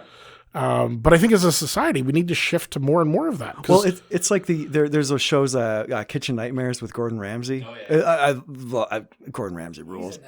He's a nightmare, and Hotel Hell and all that stuff. But like literally every episode of Kitchen Nightmares ends up the same kind of way. He goes to a restaurant, and then it's like, okay, where are you getting your food from? And it's all like kind of crap. And he's like, why are you getting it from this supplier when you could be going down the road where there's a fresh fish market? So why aren't you buying from the fresh fish market and serving that instead? And it's like, and it all goes like this, but it's like, well, that's the way that, say, the restaurant world has been going for decades now, but except in Canada, and it's one of these things where it's like, it's an example of that thing where like we tell ourselves how great we are all the time. And it's like, well, like I think we only just recently got like a Michelin star restaurant, and it's like, it's only got one tire. It's only got one. Yeah. Well, okay. For the folks at home, okay, the Michelin Guide is a restaurant guide, and it became this really prestigious thing globally to get a Michelin star. And you can get 1, 2, or 3. And so the best restaurants in the world get like 1, 2, or 3 stars. And Canada, up until I think like last year, had never had a single star. Meanwhile, if you go to Germany, there's like 500 stars that have been given out, and it's like they make them there. They may, yeah. I mean, but it's one of these things where it's like, it's an example of just like we tell ourselves that we're just the greatest at everything, and it's like, no, you're like, there's literally like there's 30 Michelin star restaurants in Sweden alone, and they have a population that's a third of our size, and we don't have one. But and there's something about that. There's something, and that's the thing with the 1,000-yard stare of like, why is this place like this? Because there's something wrong. We could be so much more than what we are. Yeah. There's something wrong with it. And then you have the whiskey distillery in Okanagan that makes like world class. They got a Michelin star in that world for sure. Yeah. And you can't even buy it. Yeah. You have to go to Germany or go to Prague. Drink your Crown Royal and be happy. Drink your Crown Royal and yeah, and then there's even the chip on the shoulder thing where it's like, well, I don't need no fancy shit. And it's like, well, fuck. It's not fancy. It's just good. Yeah, it's like, what's wrong with just trying? What's wrong with like people just trying to like make like it's a global world. You gotta compete, and well, even like Last Mountain Distillery, right, with their dill pickle vodka. Right. I mean, for fucking Caesars, that shit's fucking amazing. Right. Yeah. Right. Well, Great Western's good too, like in Saskatoon or whatever. That's good beer for sure. Yeah. Yeah. Well, it was the same. Like once again, I was living in Calgary, right? Big Rock, just outside of Calgary. Right. Well, they're in Calgary now, and you go to a restaurant and order a Big Rock, and they charge you import prices. I'm like, you imported it from like 20 fucking blocks away. Yeah. How is this an import fucking beer? This should be the cheapest shit I'm drinking. Right. Yeah. Yeah. Exactly. Yeah. It's a goof. There's so many layers of goofy. Yeah. There ought to be a law. But it comes down to government policies as it relates, because everything's controlled through the Sask Liquor Board, right? So they could charge less tax on a locally produced product. If it's made in Saskatchewan, great. We're going to charge you less tax on it. Try to level the playing field. Because you're not competing, no offense. I mean, Great Western, Pile of Bones, a multinational out of Regina, another great place for local beer. They don't have the capital that's been invested into Labatt's, Molson Coors. Yeah. So why not help out those guys? So instead of giving Labatt's a break because they're a multi-billion-dollar organization, I don't know. And it's drop the from Edmonton. So drop the liquor tax, half off on the locally produced stuff in Saskatchewan. Yeah, exactly. You want to start a trade war? Do tax policy internal to this country. Yeah, that's exactly it. And maybe, I don't know, tariff that shit. Yeah. Maybe, why not? Don't tariff it. Put export taxes on our shit. Sure. Yeah. Make it so that the local option is competitive or cheaper. Yeah. Have it so that it's actually, it makes more sense to buy. Help the homeless and donate some of it to them. Wow. kind of shitty customers. You're encouraging beer drinking. You might as well help them too. They got Listerine in Hairspray. It's fine. They'll give them motivation to get a job. Maybe they'll buy that product. But maybe they can buy locally made Listerine. Oh, there you go. Yeah, I don't know, that whole there's something really we've gotten, like, to me it's like we've gotten so lazy with stuff, and it's sort of this like, well, we're great because of the ads from the Canadian, all these ads, we're amazing because we're Canadian, and it's like, but you kind of at some point you got to like actually produce something that's amazing. Yeah, it's got to be more than a slogan. Well, and this comes back to what is a Canadian? And if we're only going to define ourselves by we're not Americans, that's a shitty definition. Yeah. Right? Like, Yeah, that's the thing. It's not, and the other thing too is like, I don't know, their highways are pretty amazing. Like I drove all around through buttfuck nowhere USA, and Still better than Trans-Canada. yeah, Oh, yeah. Their secondary highways are better than our. It's like this yeah. is middle America. Everything is going to shit, and it's like, nope, looks pretty prosperous. Everywhere's packed. Like everybody's, it's all clean. You know, like it's just it. You can tell it's like in much better shape, and then you get to Saskatchewan, and it's like, holy shit! Like you just feel the downgrade. You can just feel it. You know, like there's a little stretch of highway that's all right, but yeah, you can feel the shift in the. There's just no optimism, and you can. It's. I even just look at the simple things. Like, it's gonna sound funny. I was driving around town here, and I'm looking at the street lights. Right. So they're really just usually wooden poles with a half galvanized kind of arm with a shitty looking light fixture. I was like, we've got craftsmen in this province, companies in this province that can make ornate metal type structures that can beautify the area. So maybe it costs town council a little bit more to buy a light fixture that Well, you got to looks remember, really nice. you got to remember, all the street lights are owned by Sask Energy or Sask Power. So something great. Now it's even easier because now I'm not trying to dump it on town council. That's provincial government that controls all the street even lights. even in town. Even in town. Wow. That's So, crazy. like, if I'm driving down the road and the street lights out here, yeah. I don't call the town. I call Sask Power. So to give it a comparison, when I lived in Ontario, they would have streetlights. The posts were made of like a granite type concrete with ornate like black arching and like some curly Q type essence things. It just looked almost European in that regard. Yeah. Well, the town I used to live in before we moved here, it was tiny little town, like like slightly bigger, under 1,000 people. But they buried all the power lines in the town. So there's no wires. And it was like, well, let's just get rid of it because it's ugly. And it's like, holy shit, is it ever nice? It's just nice having like no power lines anywhere. It's cool, but it's like one of these things where it's like, well, why would you do that, eh? Because it looks nice, and then people want to live there. And Well, see, the problem is, though, all the power lines in town here are on the south side of the tracks, and that's where all the immigrants, quote unquote, used to live. So that's why the north side has got no power lines, but the south side does. right. Okay, weird. They did like those French Catholics on the south side of the tracks. Investing in it's the broken window theory. Yes. Yeah. It totally is. And that's like Saskatchewan in a nutshell. It's the broken window theory. It's like, well, forget about the broken window because the rink is still open. Yeah, but you know, which I actually give town council a lot of credit. That little brick archway thing at the end of Sherbrooke Street, beautiful, right? Little garden, little brick thing, little heritage nostalgia piece.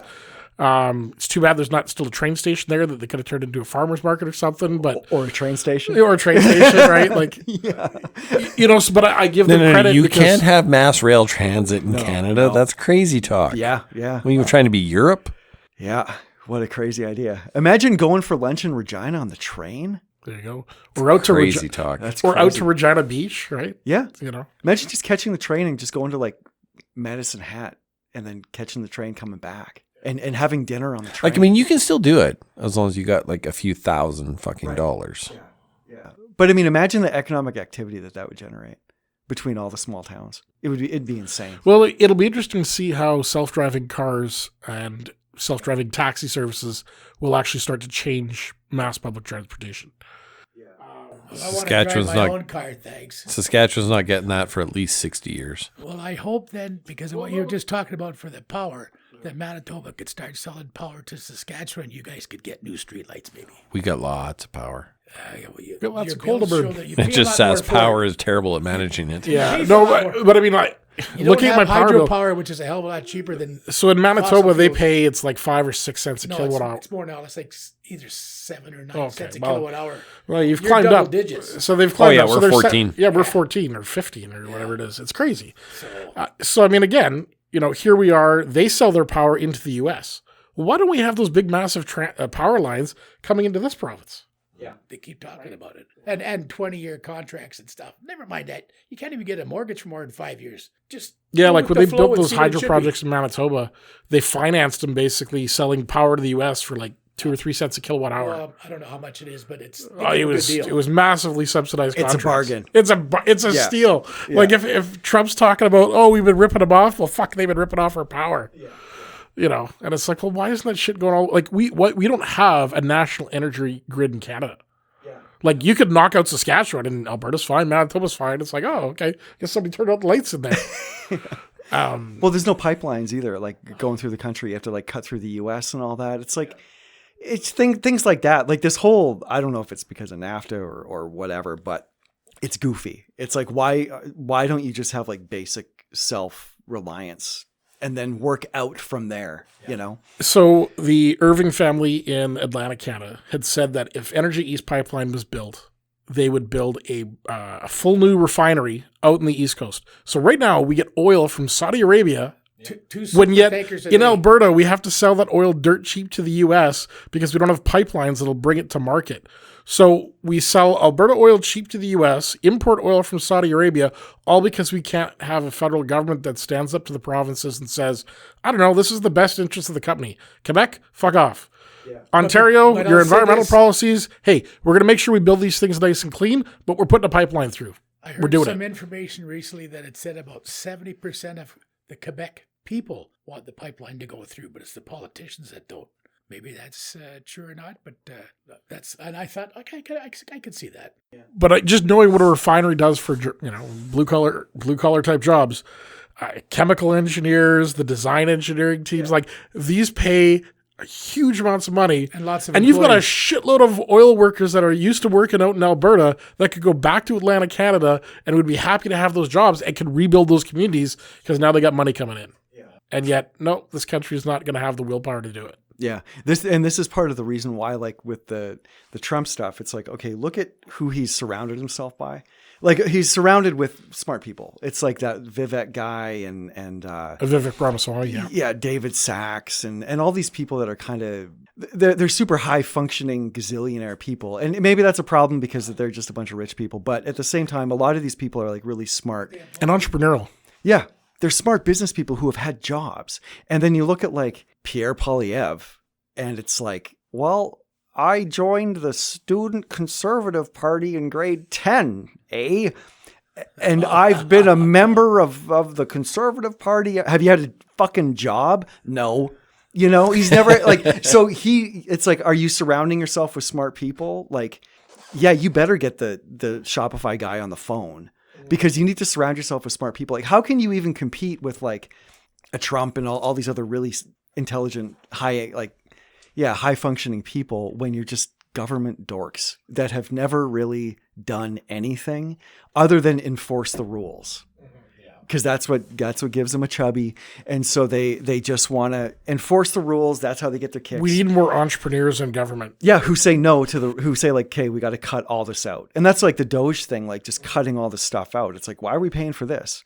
Like snip, you know. But already, even with some of the stuff that Doge cut, Canada said we'll step in and fund it, which is fucking so crazy. It's like, which is insane. It's like, so well, don't worry, we'll fund like sex changes in the Philippines or something. And there should be no foreign aid from our fucking government going anywhere until our country is fucking nothing, like balanced budget. Fucking everything is taken care of. Trudeau's first term was talking about proper water on native reserves across this country, right? And what has been done?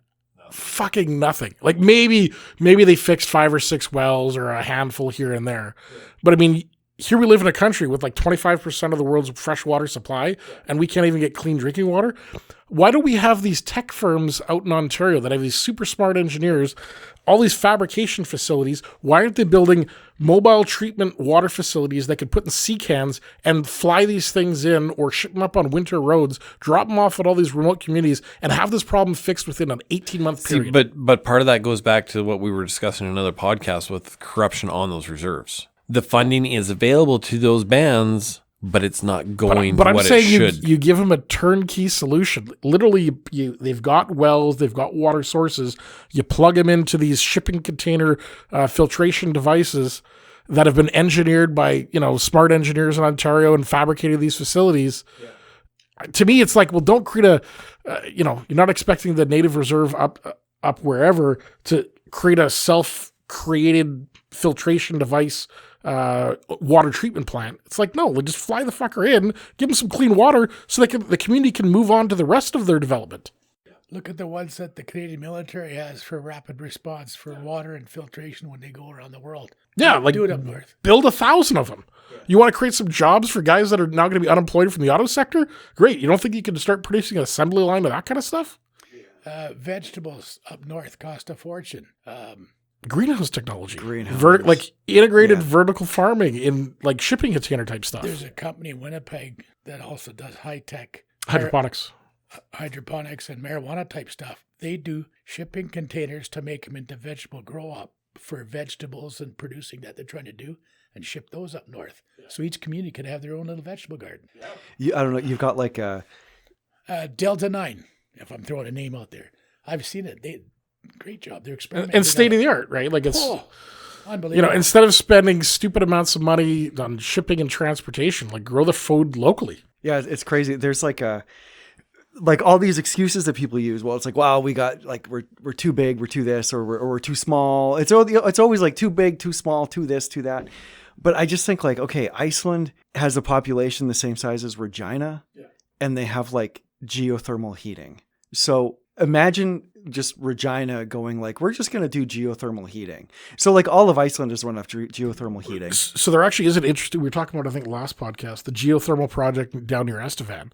Okay. And so they're basically taking the local around technology, and they've got all these oil drilling companies that are around there, drilling essentially 4 times the depth. And the first few test holes that they did are proved economically, commercially viable. And so they're going to be developing geothermal down around Estevan. Yeah. The other spinoff with that is they're going to maybe use that for greenhouse type infrastructure down there. Yeah. So it's like, great, like let's get on that. How come like Iceland isn't like, we're Iceland. We're literally in the middle of nowhere. We have no resources. We have no trees. We're just a rock. We have moss. But it's like, well, they have geothermal heating, and it's like all green. It's all green and all. They've got it all figured out, and it's also like they have mass greenhouses because nothing grows there. So they have like, that's their farming, and it's like runoff geothermal and all this, and it's a population of Regina, and not only that, they've just got a fully functioning, rounded society. They've even got a few Michelin stars thrown in. You know what I mean? It's like the size of Regina, and it's the whole population on the whole island is the size of Regina. 250,000 people or something. Yeah, it's so small, and it's like they have one road that goes in a loop around the island, and it's like they have environmental tourism and all that kind of stuff. Sure, that adds a lot, but it's like you look at startups. I saw this list a while ago of like startups in like 2024 in Iceland, and it's more than in like the entire country. It's like it's just all this like it's across the board. It's everything from like board game companies to like dating apps to geothermal stuff to like fishing shit, like everything you can imagine. There's like hundreds of these startups, and these are young people in Iceland just starting making stuff out of nothing. So meanwhile, that's imagine all of that energy happening in Regina, So it's like, well, how come these people, and they have like a really good football team or soccer team and all, but it's like they crazy having Meadlands. they tick all the boxes, and it's like, well, yeah, that's Regina. Imagine if Regina was capable of that. So why isn't it? Why do you have this on one hand and this on the other hand? What is going on? There's something in the mind of the people that's just completely fucking different, and it's spotless. So I don't know. It's a weird, what's going on? Something happened, something happened in Canada. And I think there's been like a number done on us. And is that something that can be created? Again, I look back at our school system. We were talking about Waldorf schools or Montessori. Is that because of the education system we have here, where everyone's just plugged into the Rockefeller type school system, and you're meant to come out a factory worker, and that creativity of a entrepreneurial type spirit is just sort of neutered right from the get-go? Totally. Yeah. Because, just hope the government gives you a shovel. Yeah. Because that's what we're all going to do, right? because resource jobs. And if you don't like it, I don't know, like go watch football, and that's it. And I'm not saying working for a factory is bad, but maybe if you had 50 entrepreneurial type factory workers, well, now they're maybe making new innovative products, and that factory is now producing some of the most innovative stuff for around the world. Yeah. Right. So I'm not saying it's you can't have blue collar type jobs with creative type of, environment thinking stuff. No, you need like a well-rounded society. Yeah. You need like, and one spurs the other. Yeah, you need all of it, and it's like you also have to attract. You're gonna have a hard time attracting talent to some places if those places are shitty. If they're shitty places to live, like Regina is a shitty place to live, kind of. Like it's not that appealing. You're gonna have a hard time pulling people there. You're gonna have a hard time getting somebody to leave a great city, to come and live in Regina when it's like, okay, like you've got some natural hurdles to overcome, obviously weather, things like that. But I mean, you have other cities that face similar type climate environments that overcome it with creativity, atmosphere, the sense of community, the employment opportunities. Well, Iceland has the worst weather you can imagine on the planet, but it's fine. Like you can't blame the weather. You know what I mean? Because it's like fucking. You overcome it through other attributes. Scandinavia is dark 8 months out of the year, and just there's no light. So I mean, but fine, But like. I don't know. It's a trick. There's a lot of like, it's like the spirit of the population has to shift. Like it does. Like, and you talk about that. Saskatchewan is so cliquey. It is the best way to describe it. Yeah. 100. Yeah, totally. There's this social, disconnect. Like, well, you're this, so you can't be part of that. Yeah. And it fucking sabotages everything. Yeah. Totally. Our film industry is just fucking neutered because of this group of people that are like, oh, well, you're not good enough. I was in this commercial fucking 20 years ago. And it's super weird. Fuck off. And it's the same thing with the music on the radio. Like 20 years ago, it was like, well, who's the film people? Come back 20 years later. It's like, it's the same people. Yeah. And you haven't made anything. Yeah. So it's like, yeah, you done some Hallmark fucking movies and. I mean, that's fine. But it's like, it's kind of this thing where it's like the weird, the clickiness and the ego and all that, and it's just bizarre. It's like, well, I mean, that goes back to the whole discussion we had about the volume wall that's in fucking Regina. Yeah, exactly. And it's fucking leaving. But it's going to be really hard to pull people away from like world class cities, whatever you want to call that, to come to Regina. And it's like, well, fuck, because maybe you got to find a way to punch above your weight class. Well, yeah, and it's like, well, what if they just want to go out for dinner? And it's like, well, I don't go out for dinner. Well, normal people do.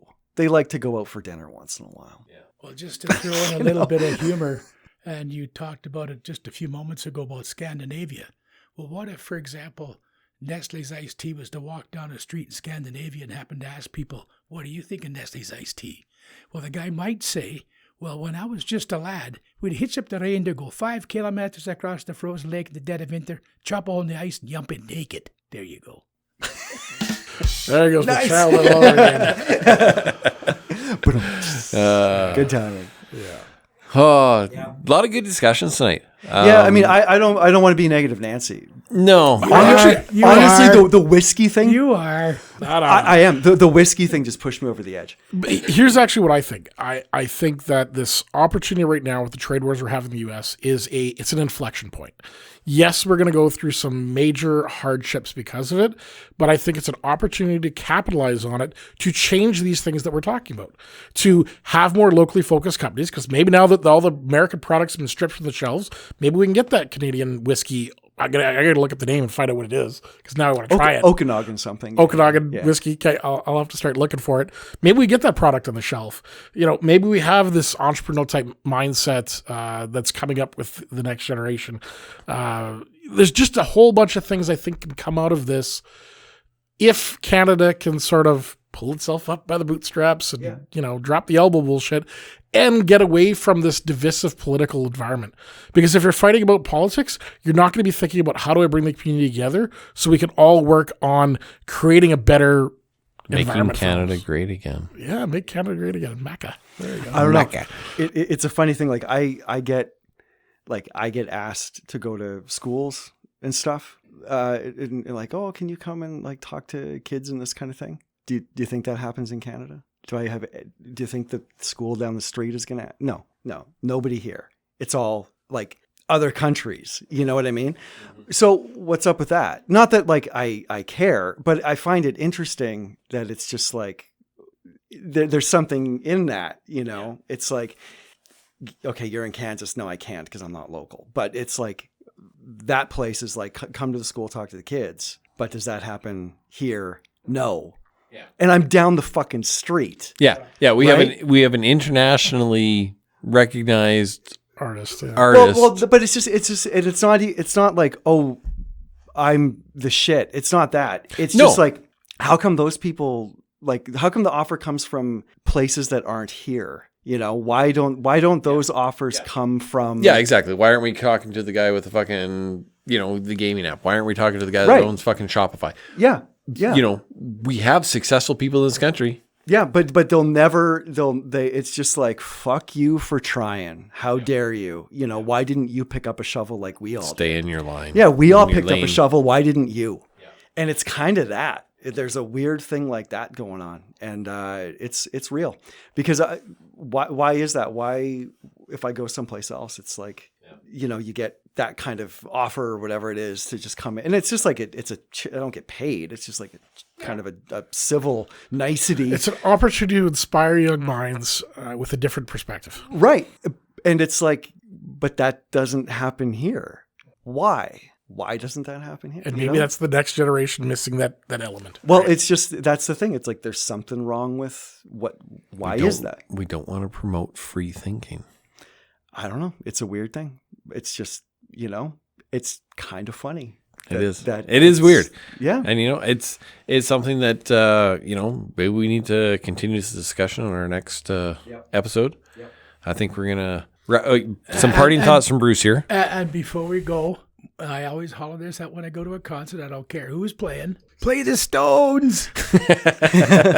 Unfortunately, I don't have any Stones on the soundboard, so we'll just have to make do with what we've got. But I thank you a lot for coming in, Bruce. It was great to have another opinion. You're a different age demographic. You've got a different outlook on things, and that's what we love. We love hearing other opinions that are different from our own. We don't want an echo chamber. I try to be pro-Canadian. A lot of conspiracy theory stuff going on here tonight. Oh, we didn't even. Well, then for me, I thought there was. Oh yeah, didn't even. Come some night when we've gotten stoned. If things come to mind, I try to just throw out little tidbits of going different places and try to be pro-Canadian and stuff like that coming back. But one more quick story. Traveling through and going to Jack Daniels in Tennessee, and Americans, rah, rah, rah, we make the best, and charcoal filtered, all this sort of stuff. No one makes it like us in the world. And I put up my hand. I said, oh, but where I'm come from, they do. Oh, nobody does it like us. I said, have you heard of Crown Royal? Oh, yeah, okay, they do it too. Gimli, Manitoba. Made in Gimli, Manitoba, shipped down east to put in bottles. But there you go. There's a blow for nice purple velvet bag. And speaking of, bring back the purple velvet bags. and speaking of Iceland, Gimli, Manitoba has the highest population of Icelandic people outside of Iceland. And they have the Icelandic Film Festival on the beach. So there you go, full circle. Yeah. All right. Well, thank you very much. Thanks for joining us, Bruce. Thanks for coming out, Chris. Hopefully we can get you in here a little more frequently. But I know your schedule's kind of solid, so I'm around. You're around at the moment. Yeah, I'm around too. That's why I'm dieting. All right. Talk to you later, everybody. Bye, Sickle.